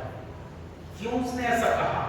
क्योंकि उसको मालूम था कि जिस पुत्र को परमेश्वर ने उसे दिया है, मैं उस पुत्र को अब तक तैयार नहीं कर सकी हूं। वो जन्म लेकर मेरी गोद में आ तो गया है, परंतु परमेश्वर के भवन में चढ़ाने के लिए, परमेश्वर को भेंट देने के योग्य उसे मैंने अभी तक नहीं बनाया है। और जब उस मां को ये एहसास होता है कि मेरा ये पुत्र परमेश्वर के भवन के योग्य हो गया है, वो उस वर्ष उसे लेकर भवन में जाती है, और स्पष्ट वहां पर दिखाई देता है कि वो छोटा सा बालक जिसके संबंध में लिखा है कि उस मां ने अभी अभी उसका दूध छुड़ाया है। कितना छोटा सा बालक वो रहा होगा जो मां ने उसका दूध छुड़ाया है। ऐसे बच्चे को पूरी पूरी तरह से उसने तैयार किया, ट्रेनिंग दिया, उसके मन मस्तिष्क में ये भर दिया कि तू केवल और केवल परमेश्वर के भवन में कार्य करने के लिए है। वो बच्चा जब माँ उसे छोड़कर आई, वो कभी दौड़ते हुए अपनी माँ के पीछे नहीं आया कि मैं इस भवन में नहीं रहूंगा, इतना भयानक विशाल भवन, मुझको डर लगेगा, माँ मैं यहाँ नहीं रहूंगा। इस प्रकार के बातें विचार उस बालक के मन में नहीं आया। एक माँ ने उस बालक को किस प्रकार से तैयार किया था परमेश्वर के भवन के लिए, और यही तैयारी परमेश्वर मुझसे और आपसे चाहता है। एक दिन के लिए कुछ भेंट, चलो बाजार से कुछ खरीद ले और ला के परमेश्वर के भवन में चढ़ा ले, नहीं, परमेश्वर ये चाहता है कि हम हर समय परमेश्वर को धन्यवाद देते रहें, हर बातों के लिए। पैरों में पत्थर से ठेस लग जाए तो भी हम धन्यवाद दें परमेश्वर को कि हो सकता है यदि पत्थर से पैर को ठेस न लगती तो आगे जाकर कोई बड़ा एक्सीडेंट हमारे साथ हो सकता। परमेश्वर ने उस बड़े एक्सीडेंट से हमको बचाया, इस पत्थर में ठेस लगने के द्वारा। हम धन्यवाद दें हर बात में, हर समय, हर परिस्थिति के लिए हम अपने जीवन में परमेश्वर को धन्यवाद दें। आज परमेश्वर यही चाहता है कि परमेश्वर ने जो जो उपकार किए हैं परमेश्वर की महानता के लिए, परमेश्वर के हर एक उन आश्चर्य कर्मों के लिए, परमेश्वर के उस सच्चाई के लिए जो पीढ़ी दर पीढ़ी चली आ रही है, परमेश्वर के करुणा के लिए, परमेश्वर के हर एक उन महान कार्यों के लिए, परमेश्वर के उस महान बलिदान के लिए जो उसने अपने प्रिय पुत्र को इस संसार में भेजा। पुराने नियम नए नियम के बीच में 400 साल का अंतर है। परमेश्वर उस समय का इंतजार कर रहा था कि कब अपने प्रिय पुत्र को इस संसार में भेजे। एक तैयारी को, जो साम्राज्य उस समय चल रहा था, उस समय समुद्री लुटेरों और डाकुओं का साम्राज्य था। भूमध्य सागर में कोई भी पानी का जहाज सुरक्षित पार नहीं कर सकता था। एक राजा हुआ था उस समय, मैं बोल रहा हूं उसका नाम, उसने केवल समुद्री लुटेरों को मारने का काम किया और भूमध्य सागर जो इजराइल देश से लगा हुआ है उसमें सुरक्षित जहाज यात्रा कर सके। एक मार्ग जो प्रभु यीशु मसीह को उस भूमध्य सागर से होकर सारे देशों में सुसमाचार के प्रचार करने का था। परमेश्वर ने तैयारी को किया। प्रभु यीशु मसीह के इस संसार में बलिदान चढ़ाने से पहले तो परमेश्वर जब तैयारी करके हमारे लिए अपने प्रिय पुत्र को इस संसार में बलिदान किया, हमारा भी कर्तव्य है, हमारा ये फर्ज है, हमारी ये जिम्मेदारी है कि हम भी तैयारी के साथ अपने हृदय रूपी भेंट को परमेश्वर की वेदी पर लेकर आए। यही परमेश्वर आज मुझसे और आपसे, हम सबसे चाहता है। मनन करें, हमारा विचार, हमारे कार्य, हमारा दिनचर्या, हमारे परिवार के कार्य क्रियाकलाप किस प्रकार से हैं, ये आज मनन करने की आवश्यकता है। किन तैयारियों को परमेश्वर मुझसे और आपसे चाहता है, उन तैयारियों के साथ हम परमेश्वर के भवन में आए और उसके आंगनों में धन्यवाद देते हुए प्रवेश करके अपना भेंट परमेश्वर के अति पवित्र स्थान में चढ़ाएं। परमेश्वर इन वचनों के द्वारा हम सबों की अगुवाई करें। आइए हम प्रार्थना करें। जीवते सामर्थ्य सर्वशक्तिमान प्रभु परमेश्वर, प्रभु यीशु मसीह नासरी के नाम से तेरे चरणों के पास हम आते हैं, तेरा धन्यवाद करते हैं प्रभु परमेश्वर, तेरी करुणा के लिए, तेरी दया के लिए, तेरी सच्चाई के लिए, तेरे आश्चर्य कर्मों के लिए, तेरे हर एक उपकारों के लिए, तेरे प्रिय पुत्र के लिए जो तूने संसार में हमारे लिए दिया। अपने वचन के अनुसार हमें सिखा, हम सीख सके कि हर समय, हर परिस्थिति में, हर एक कार्य में हम तुझे धन्यवाद देने वाले हो सके।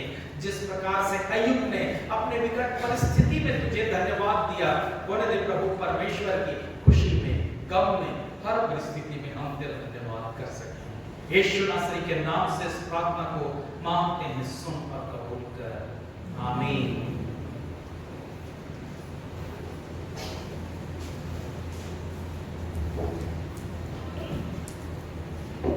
सुंदर आत्मिक वचनों के लिए हम हमारे रेवरेंड प्रदीप जी से धन्यवाद देते हैं। उन्होंने बहुत अच्छी रीति से धन्यवाद पर्व को हमें बताया किस प्रकार से धन्यवाद होकर के हमको यह तैयारी के साथ हमको अपने मीटिंग को वर्क करना है। अभी कुछ सूचनाओं को मैं देना चाहूँगा। सबसे पहली सूचना ये है कि आने वाले हफ्ते जो आराधना होगी उसका समय सुबह 9 बजे का पहला होगा सेशन, 2 सेशन में होगा, और जो दूसरा सेशन होता है उसका समय जो है वो सुबह 11 बजे से प्रारंभ होगा।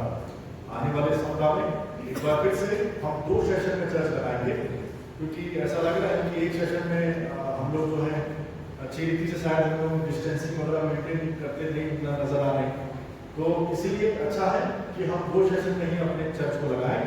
सुबह 9 बजे का पहला सेशन होगा और दूसरा सेशन जो है वो सुबह 11 बजे का होगा। कृपया इस बात को ध्यान रखेंगे।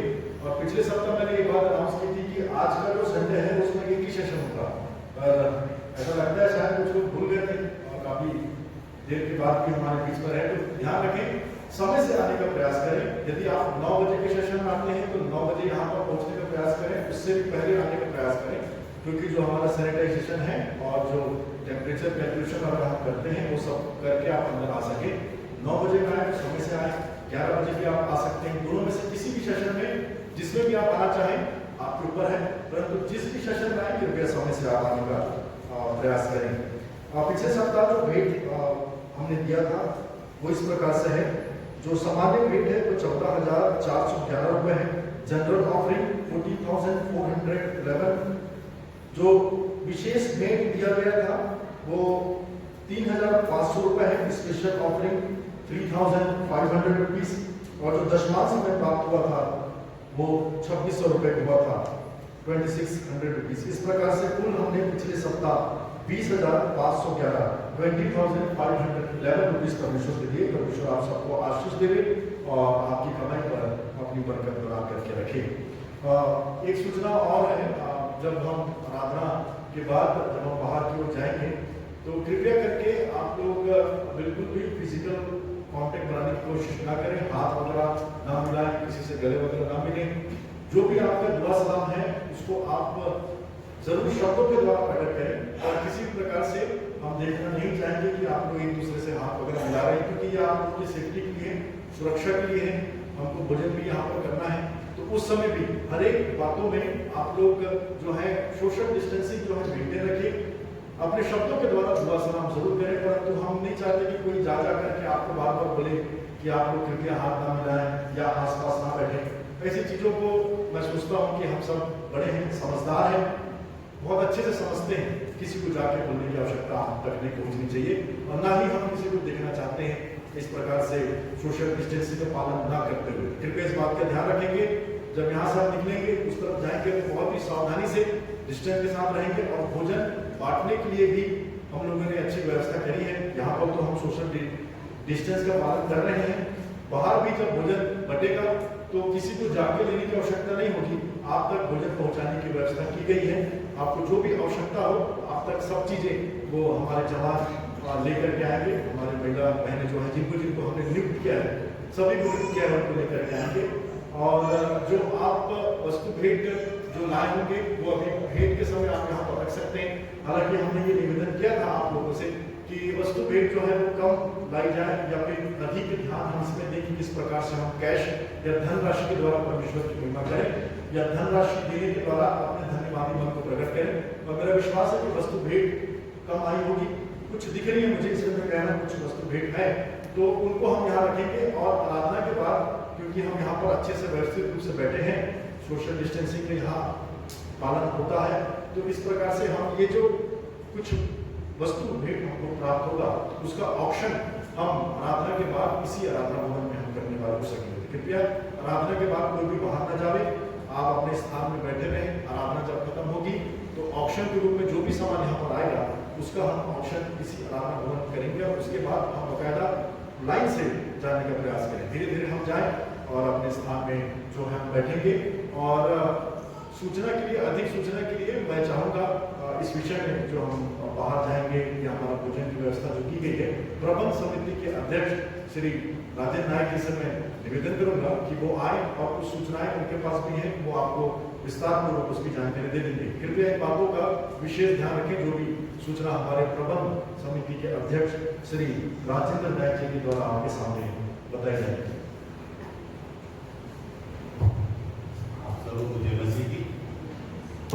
साथ में मेरा धन्यवाद भाई को सामने उसको ना भूलें, तो कृपया इस बात को ध्यान रखें कि हम सोशल डिस्टेंसिंग का पूरी तरीके से ख्याल रखें। और जैसे कि आज धन्यवादी पर्व के साथ साथ हम अपने स्थापना दिवस को भी मना रहे हैं, तो उसके लिए उसमें भी हम आगे बढ़ेंगे। मैंने डीकन अनुपम राम जी से निवेदन किया है कि वो जो हमारा आराधना भवन का एक ब्रीफ हिस्ट्री है वो हमारे बीच में रखेंगे एक गवाही के रूप में। जितना भी उनके पास हिस्ट्री है या जो भी हमारे गवाही का अवसर है कि हमारे पास एक चर्च बिल्डिंग कैसा आया, कैसे विश्वासी गण हमको यहाँ पर मिले, तो ये सारी चीज़ों को ब्रीफ हिस्ट्री को रखेंगे। उससे पहले एक निवेदन मेरे पास आया था, परंतु मैं रिक्वेस्ट करूँगा कि आप जो छोटी गवाही देने का आपने एक रिक्वेस्ट किया है, प्लीज़ आप बहुत कम समय में अपनी गवाही को दीजिए, जो कि ग्रेस विक्टर जी के द्वारा मिला है। आप संक्षिप्त में अपनी गवाही को रख सकते हैं। ग्रेस विक्टर जी के द्वारा ये मिला है निवेदन के लिए। कृपया आंटी जी आइए सामने और कम शब्दों में अपनी गवाही को आप रखिए।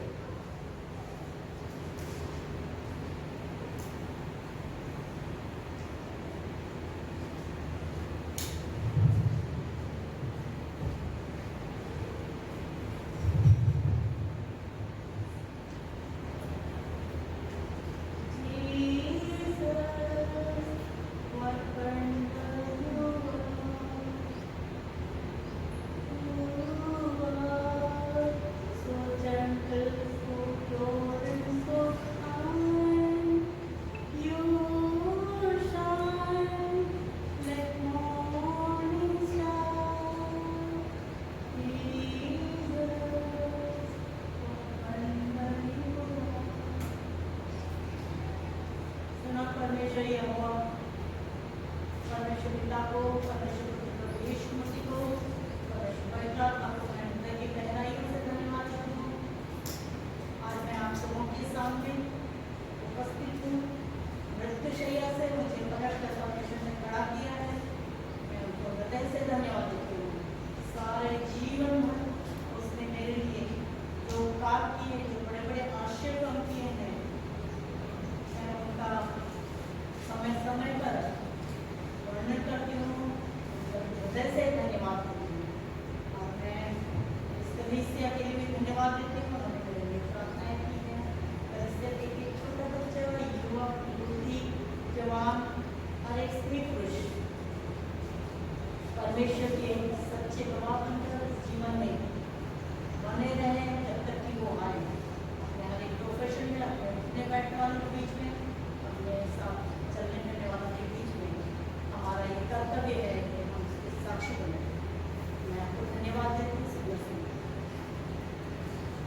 जी, आप समय होगा कि हम अपने जो चर्च एनिवर्सरी मना रहे हैं उसके विषय में हम एक ब्रीफिंग सुन लेंगे। एक गवाही, ये भी बड़ी गवाही है कि हमारे पास किस प्रकार से मेनोनाइट चर्च भिलाई की स्थापना हुई, और इसके लिए मैंने निवेदन किया था डीकन अनुपम राम जी से कि वो अपना समय लेंगे और हमको एक ब्रीफिंग मेनोनाइट चर्च भिलाई की देंगे।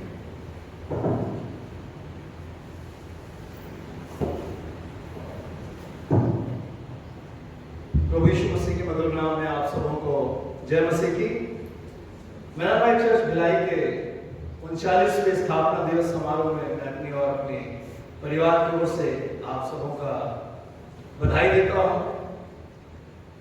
और पिछले 39 सालों में हमारी इस कलीसिया ने बहुत कुछ पाया है, परमेश्वर ने हमें दिया है।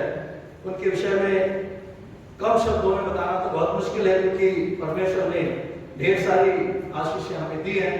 वैसे आप में से बहुत सारे लोग यहाँ बैठे हुए हैं जो इसमें शरीक रहे हैं और वे इस बात को जानते हैं, परंतु फिर भी हमारे नए सदस्यों के लिए एवं वर्तमान की पीढ़ी के जवानों के लिए मैं चाहता हूं कि इन बातों को बताऊं, ताकि वो इस बात को जाने कि किस प्रकार से हमारे बुजुर्गों के अथक प्रयास, मेहनत और निरंतर प्रार्थना के द्वारा आज हम इस मुकाम पर पहुंचे हैं और परमेश्वर ने हमारी इस कलीसिया में इतनी आशीष दी है, ताकि इन बातों को के जानने से हमारी आने वाली पीढ़ी भी इस कलीसिया के भविष्य को सुंदर, सुसज्जित और सुदृढ़ रूप दे सके।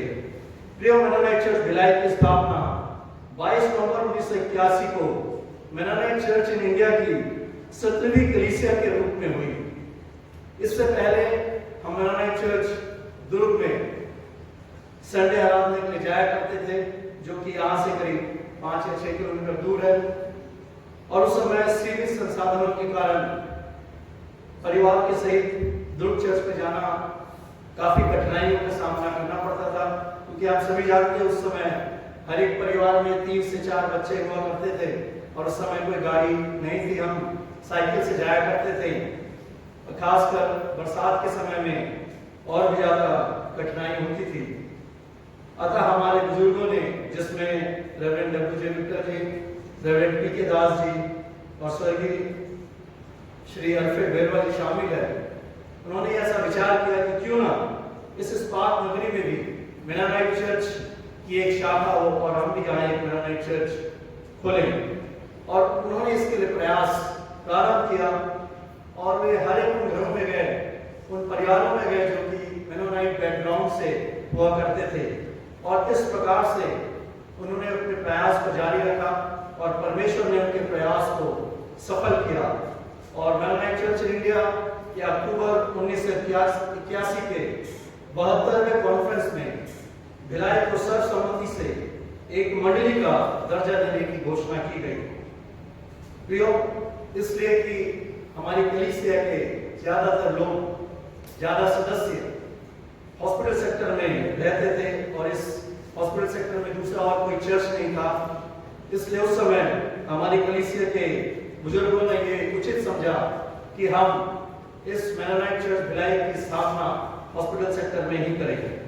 और 22 नवंबर 1981 को स्थापना दिवस की आराधना स्ट्रीट 4 के इधर लास्ट में भी आप देखेंगे, जिस प्रकार से भाई राजा सामुएल के घर के बाजू में यहाँ जमीन है, उसी प्रकार से उस एंड में भी एक जमीन था। अभी वहां पर लोगों ने उसे घेर लिया है, परंतु उस समय वो खाली जमीन थी और वहां पर हमने पंडाल डालकर प्रथम स्थापना दिवस की आराधना को किया, जहां पर हमारे तत्कालीन कॉन्फ्रेंस कोऑर्डिनेटर बिशप ओ.पी. लाल ने इसका संचालन किया एवं बिशप पी.जे. मलागर ने इसके संदेश लेकर आया। उस प्रथम स्थापना दिवस के समय में उस पंडाल में उन्होंने जो संदेश लाया उसका टॉपिक था चर्च विदाउट वॉल्स। मुझे आज भी याद है, क्योंकि बहुत ही अच्छा संदेश उन्होंने इस बात में दिया था, क्योंकि हम पंडाल के नीचे बैठकर चर्च की आराधना कर रहे थे और हमारे पास कोई आराधना भवन नहीं था। उसके पश्चात एक प्रॉब्लम हमारे पास जो था वो ये था कि संडे चर्च सर्विस हम कहाँ करें। और परमेश्वर ने हमारे प्रथम सेवक स्वर्गीय श्री रॉबिन्सन सामुएल के मन को उभारा और उन्होंने अपने निवास स्थान को देने के लिए वे तैयार हुए। और 29 नवंबर 1981 से 16 मई 1993 तक 11.5 वर्ष हमने अपनी चर्च सर्विस उनके निवास में, जहां आज मिस्टर एल.जी. डोंगरे रहते हैं, वो उसका निवास स्थान था, उनका निवास स्थान था। और हमने वहां पर एक छोटा सा शेड बनाया, टीन शेड बनाया, और वहां पर हम आराधना किया करते थे। और उस समय मुझे अच्छे से याद है कि हम छोटे थे, 8th और 9th में पढ़ा करते थे, और हमारा परिवार और डीकन भाई विक्टर का परिवार स्ट्रीट 3 में हम रहा करते थे। और इस छोटे से टीन शेड में हर संडे की सुबह हम आते थे और वहां पर झाड़ू लगाते थे, पोछा लगाते थे, दरी बिछाते थे, और जो स्टील चेयर्स उस समय हमारी कलीसिया में थे उसको खोलते थे, हम वहां बैठ के आराधना किया करते थे। और मैं आपको ये बात बता दूं कि हम दोनों परिवारों के यहाँ कोई पेट्स नहीं था, लेकिन हमारे सेवक आर सामुएल जी, उनके निवास में वे बहुत पेट्स के प्रिय थे, तो उनके यहाँ कुत्ता भी था, बिल्ली भी था, और हमें सबको साफ करना पड़ता था संडे आराधना के लिए। और बहुत सारी मुश्किलें आती थी, परंतु फिर भी हम बड़ी खुशी से, उस समय हम छोटे थे और बड़ी खुशी से उस कार्य को किया करते थे। हमारे प्रथम जो प्रभारी पासवान रहे वो रेवरेंड डब्ल्यू.जे. विक्टर, और असिस्टेंट प्रभारी पास्टर हमारे रहे वो स्वर्गीय श्री अल्फ्रेड भेरवा जी थे। 1983 से लगातार बीएसपी मैनेजमेंट से हम चर्च भूमि अलॉटमेंट का प्रयास करते रहे, और 1990 में बीएसपी मैनेजमेंट ने हमें रिसाली में एक 10,000 स्क्वायर फुट का प्लॉट अलॉट किया। परंतु इसलिए कि हमारे ज्यादातर कलीसिया के लोग हॉस्पिटल सेक्टर में रहते थे, हमने उसे एक्सेप्ट नहीं किया और हमारा प्रयास जारी रहा। और 1993 में इस स्थान को बीएसपी मैनेजमेंट ने हमें टेम्पररी अलॉट किया, जहां पर हमने एक टेम्पररी टीन शेड बनाया और आराधना वहां प्रारंभ की। परंतु प्रियो, उसके 2 साल पश्चात 24 अप्रैल 1995 में बड़ी तेज आंधी तूफान आया था, जिसमें हमारी इस चर्च के जो ऊपर का जो टिन शेड था वो पूरा स्ट्रक्चर ही उड़ के यहाँ पर बाजू में गिर गया और पूरे फैन लाइट सभी उसमें डैमेज हो गए, कुछ भी यूज का नहीं रहा। और प्रियो, वो बड़ा ही दुख का समय था, क्योंकि आज जब जिस भवन में हम बैठे हैं, जहाँ लोग हमारे आसपास के लोग और बहुत सारे लोग इसकी बुकिंग के लिए आते हैं और वे चाहते हैं कि वे कुछ फंक्शन यहाँ करें, वे लोग यहाँ कहा करते थे उस समय, वे लोग हम पर हंसते थे। वो कहते थे, देखो ये मेरा चर्च भिलाई है। मुझे आज तो दिन याद आता है और दुख होता है कि हम ऐसे समय भी हमने देखा, लेकिन परमेश्वर ने निरंतर हमारी सुधी ली। और 1997 में बीएसपी मैनेजमेंट ने इस स्थान को हमें 33 वर्षों के लीज पर अलॉट किया और 20 मार्च 1999 में भवन निर्माण का परमिशन भी बीएसपी मैनेजमेंट ने हमें दिया। और ये टीन का शेड था उस समय। मुझे याद है कि एमसीआई एग्जीक्यूटिव कमेटी की बैठक हमारी पंचायत के साथ यहाँ हुई थी। शायद उस समय हमारे सेक्रेटरी रेवरेंड एम के नाथन जी थे, और उनसे जब बातें हो रही थी तो उन्होंने हमसे पूछा था कि आप जो इस भवन को बनाना चाहते हैं उसका बजट कितना है, और हमने उन्हें बताया कि इसका बजट 10 लाख का है। और उन्होंने हमसे पूछा कि आपके पास कितना पैसा है, और हमने कहा 1 लाख रुपये। और वे मुस्कुराए, उन्होंने कहा हम एमसीआई की ओर से आपको ज्यादा से ज्यादा 50,000 या चलिए यदि हम 1 लाख रुपया भी देंगे तो 8 लाख रुपया आप कहाँ से लाएंगे। और वे इस बात के लिए बिल्कुल भी राजी नहीं हुए कि हम आपको इस भवन को बनाने के लिए परमिशन दें। बहुत सारी बातें हुई, परंतु वे इस बात पर राजी नहीं हुए, क्योंकि उनका कहना था कि आप चालू कर देंगे, उसके बाद आप इसे हमारे सपोर्ट कर देंगे, और हमारे एमसीआई में इतना फंड नहीं है कि हम इसे कंप्लीट कर सकें।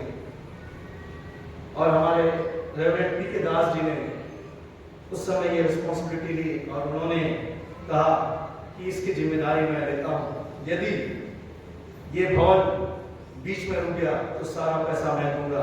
मुझे विश्वास है परमेश्वर पर और हमारी कलीसिया के लोगों पर कि एक बार जब ये भवन बनाना हम चालू करेंगे तो ये हमें कभी भी निराश नहीं करेंगे। और प्रियो, 25 अप्रैल 1999 को ग्राउंड ब्रेकिंग सेरेमनी हमने बिशप एसएस कुलियान के अगुवाई में यहाँ मनाया और ये भवन निर्माण का कार्य चालू हुआ।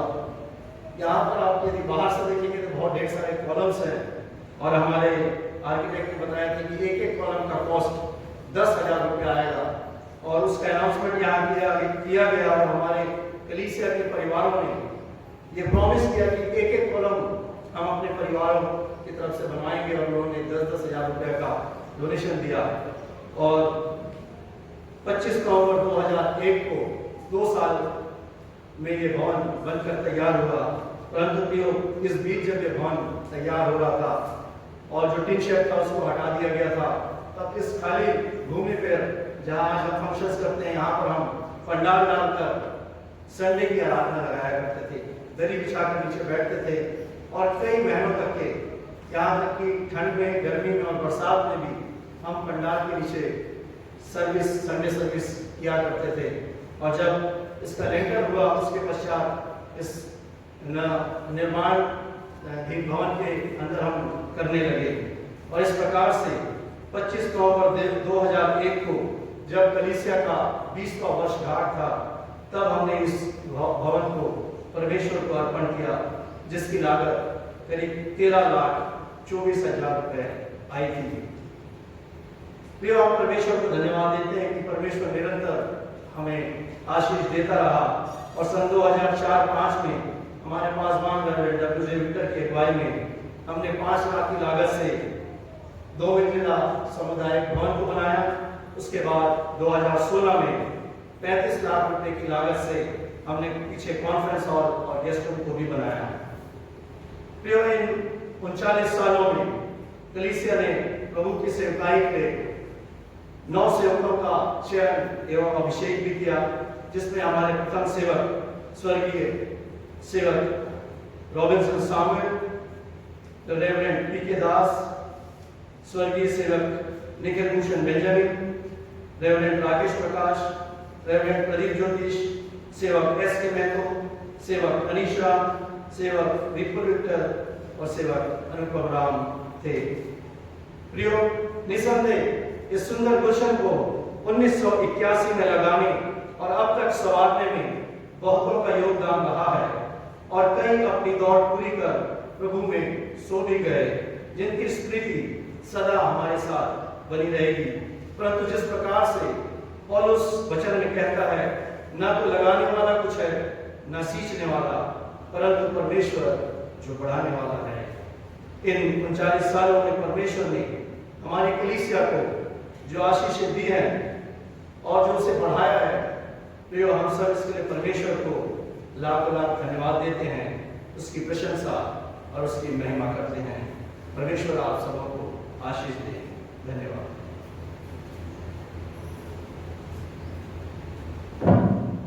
अच्छा लगता है हम जवानों को भी जब हम सुनते हैं इस कलीसिया के इतिहास को, जब शायद ये जमीन वगैरह मिली होगी तो ऐसा लगता है 1990 की बात, शायद डिकन साहब बोल रहे थे कि उस समय ये जमीन वगैरह अलाउ हुई। उस समय तो हम पैदा भी नहीं हुए थे जब शायद ये जमीन वगैरह देखे होंगे, और जब वो टीम वगैरह का शेड था उस समय भी शायद हम इस दुनिया में नहीं आए होंगे। तो अच्छा लगता है कि आप सब लोगों ने मिल करके, जैसे मैंने सुना वो 10 पिलर का एक परिवार में उठा लिया, तो आप लोगों ने आने वाले भविष्य को बोलना चाहिए बहुत अच्छा एक तोहफा के रूप में, या बोलना चाहिए एक बहुत अच्छा सुविधाजनक प्लेटफॉर्म आपने दिया है। जैसे मान लीजिए मैं आया हूँ, ज्वाइन किया हूँ और परमेश्वर की सेवा में आया हूँ, तो मुझे ये सारी चीज़ें बनी बनाई मिली हैं, तो हम लोगों को ये बहुत अच्छा लगता है। मैं ये बोलना चाहूँगा, Maronite church Bhilai, we are proud of you. Maronite church Bhilai, we are proud of you. शाबाश मेरोनाइट चर्च भिलाई, शाबाश मेरोनाइट चर्च भिलाई। आप लोग सही में शाबाशी के योग्य हैं। आप लोगों की मेहनत, आप लोगों का परिश्रम, आप लोगों का धन, सब कुछ आपने दिया, बहुत शानदार। जैसे डिकन साहब अभी बोलते बोलते इस बात को बता रहे थे कि किस प्रकार से लोग पहले मजाक बना करते थे कि ये मेरोनाइट चर्च भिलाई है जिसका छत और कच्चे उड़ गए। तो मैं आज की स्थिति में देखता हूँ, उस समय तो लोग हंसी मजाक क्या करते थे, आज लोगों को हमको मना करना पड़ता है, सर हमारा चर्च बुकिंग हम नहीं दे पा रहे हैं, हमारा चर्च भरा हुआ है। बहुत बहुत अच्छी गवाही है। इसको आप सोचें कि हम जब रहते हैं, हमारे सब लोग जानते हैं अगले लोग कि हम लोग बड़ा मुश्किल से लोगों को मना करना पड़ता है। अब डबल बुकिंग भी कई बार करने की आवश्यकता पड़ जाती है। कुछ लोग बोलते हैं पैसा अगर बुकिंग है तो कमरों की बुकिंग है, हमको तो ग्राउंड चाहिए, हमको कृपया करके ग्राउंड दे दीजिए। अभी पिछले ये शुक्रवार की बात होगी, यहाँ पर एक बिटिया की शादी हुई जॉन परिवार में, जो कि दमो चर्च की मेंबर थी। उनके पापा का फोन आया कि पासा हमारे उतई में वो चर्च है उतना अच्छा नहीं, मेरी बेटी की इच्छा है कि उसकी शादी इस चर्च में हो। लोग आ रहे हैं, हमारे लड़के वाले भी चाहते हैं कि अच्छा हमको चर्च, सुंदर चर्च में शादी हो। तो वो लोग रिक्वेस्ट किए मुझसे कि आप शादी के लिए हमको दे दीजिए। दिसंबर के महीने से या नवंबर के महीने से हम आखिर से अपना बुकिंग बंद कर देते हैं, परंतु फिर भी लोग रिक्वेस्ट करते हैं, उनके पास्टर साहब लोग आकर के रिक्वेस्ट करते हैं कि शादी मत दे दीजिए, हम खाना वाना कुछ नहीं करेंगे यहाँ, तो शादी के लिए अपना भवन दे दीजिए। तो ये सब बड़ी गर्व की बात है। जो लोग मजाक उड़ाया करते थे, आज वो सब लोग ऐसा करके यहाँ पर आते हैं और बोलते हैं पासा मेहरबानी होगी यदि आप अपने चर्च भवन को कुछ समय के लिए, कुछ घंटों के लिए, एक दिन के लिए हमको दे देंगे। शाबाश मेरोनाइट चर्च भिलाई, परमेश्वर आप सबको आशीष दे। इसी कड़ी में हम आगे बढ़ते हुए हर साल इस बात को भी हमने देखा है कि किस प्रकार से जो 70 वर्ष पूरा कर देते हैं हमारे बुजुर्ग, हमारे मेरोनाइट चर्च कलीसिया के बुजुर्ग, हम उनका सम्मान करते हैं एक टोकन ऑफ लव के द्वारा, एक गिफ्ट देने के द्वारा, एक उपहार देने के द्वारा हम उनका सम्मान करते हैं। और आज भी हम वो जल्दी से करना चाहेंगे। तो आज में कुछ लोग ने मुझे कंफर्म किया है कि वो रहेंगे, और कुछ लोगों ने क्षमा याचना की है कि पासा हम नहीं आ पाएंगे। पर मैं नाम सबका पढ़ूंगा, इनाम देने के लिए भी मैं नाम पढ़ूंगा। तो जिनका जिनका मैं नाम देता हूँ जो यहाँ पर उपस्थित हैं, कृपया वो सामने आ जाएंगे और उनके बाद में उनका नाम लूंगा जो उनको गिफ्ट या सम्मान देने के लिए यहाँ पर सामने आएंगे। जवानों से निवेदन है कि आप एक एक गिफ्ट निकाल करके हमारे अभिषेकों के हाथ में देंगे। तो सबसे पहले जो नाम था वो रेवरेंड पी के दास का नाम था, जो कि एक फाउंडर मेंबर में से भी एक हैं, परंतु वो यहाँ पर हमारे बीच में उपस्थित नहीं है। अपना प्रेम, अपना दुआ सलाम उन्होंने कलीसिया को दिया है, तो रेवरेंड पी के दास यहाँ नहीं है। मिसेस बीना दास उनकी वाइफ है, उनका भी दुआ सलाम, उनकी बधाइयाँ आपको मिली है, परंतु वो हमारे बीच में अभी आज यहाँ पर नहीं आए हैं। तीसरा नाम है विनिमय जे विक्टर। विनिमय जे विक्टर अंकल जी यहाँ पर हैं, तो सलाम, वो मास्क पहनने से शायद पता चलता है। कृपया सामने आ जाइए और मैं निवेदन करूंगा हमारे रेवरेंड प्रदीप ज्योतिष जी की, कृपया वो सामने आएंगे और हमारे पास ये जो टोकन ऑफ लव है, ये जो उपहार उनके लिए रखा गया है, उसको आप देख करके हमारे अंकल जी विनिमय जे विक्टर जी का आप सम्मान करेंगे। रेवरेंड प्रदीप ज्योतिष जी, ये कैमरे को ऐसे टर्न कर।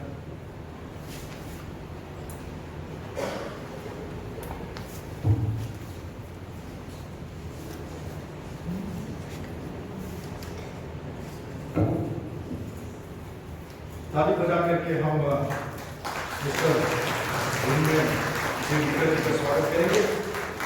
इनका जो डेट ऑफ बर्थ है वो 12/8/50 है, 12/8/50, 50 और 20 70। Thank you sir. आप अपना स्थान ग्रहण कर सकते हैं, बस आप भी अपना स्थान ग्रहण कर सकते हैं। दूसरा जो नाम है वो है mister Anil Isaac. Mister Anil Isaac उपस्थित नहीं है। इनका जन्म तिथि है 19/11/50, 19/11/50। और Mrs Christina Kalyani, Mrs Christina Kalyani हमारे उपस्थित है, आंटी जी कृपया आएंगी और इनका स्वागत करने के लिए मैं डिकन अनिश राम जी से निवेदन करूंगा कि कृपया वो सामने आएंगे और उनका स्वागत एक उपहार देने के द्वारा करेंगे। Mrs Christina Kalyani.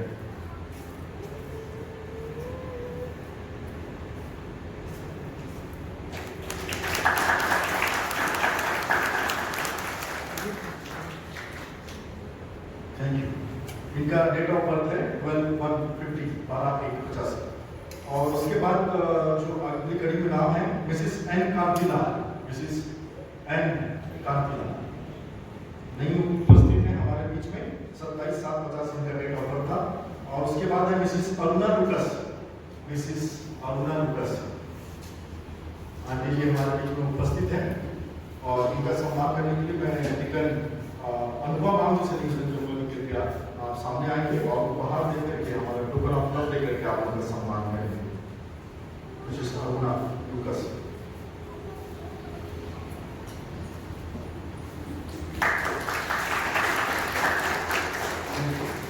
इनका डेट ऑफ बर्थ है 1/1/50। और उसके बाद एक नाम और था हमारे पास जो कि पहले खबर की थी कि हम नहीं आ पाते, मिसेस रंजना लाल। मिसेस रंजना लाल जी का मुझे मालूम चला था कि उनको तकलीफ है खड़े होने की, ज़्यादा देर वो बैठ नहीं सकती, खड़े हो सकती, इसलिए उन्होंने क्षमा याचना कर दी, परंतु अपना प्रेम, अपना धन्यवाद उन्होंने कलीसिया के लिए दिया है, जिनका डेट ऑफ बर्थ था 28/10/50। तो इस प्रकार से इतने 8 टोटल नाम थे जो इस साल 70 वर्ष के हमारे कलीसिया में हुए और हमने उनका स्वागत उपहार के माध्यम से किया है। और हम ये दुआ करते हैं कि इसी प्रकार से हमारे बुजुर्गों का आशीर्वाद, दुआ हमारे कलीसिया में बरकरार रहे और हम आप लोगों से बहुत सारी अच्छी बातों को अपने जीवन में सीखते रहें। कृपया हम सभी जवानों के लिए भी आप दुआ करते रहें ताकि हम भी इसी प्रकार से जब समय आए तो परमेश्वर की महिमा करने के लिए किसी भी तरीके से पीछे ना रहे, चाहे वो धन से हो, चाहे वो परिश्रम से हो, चाहे वो किसी भी माध्यम से हो, हमारे लिए आप दुआ अवश्य करते रहें। आइए अब हम जल्दी से भेंटों अर्पण के लिए जाएंगे। भेंट जो हमने लाया है उसको अर्पण करेंगे। जो भी आपने वस्तु भेंट लाए हैं उसको आप इसी समय सामने ला करके रख देंगे और जो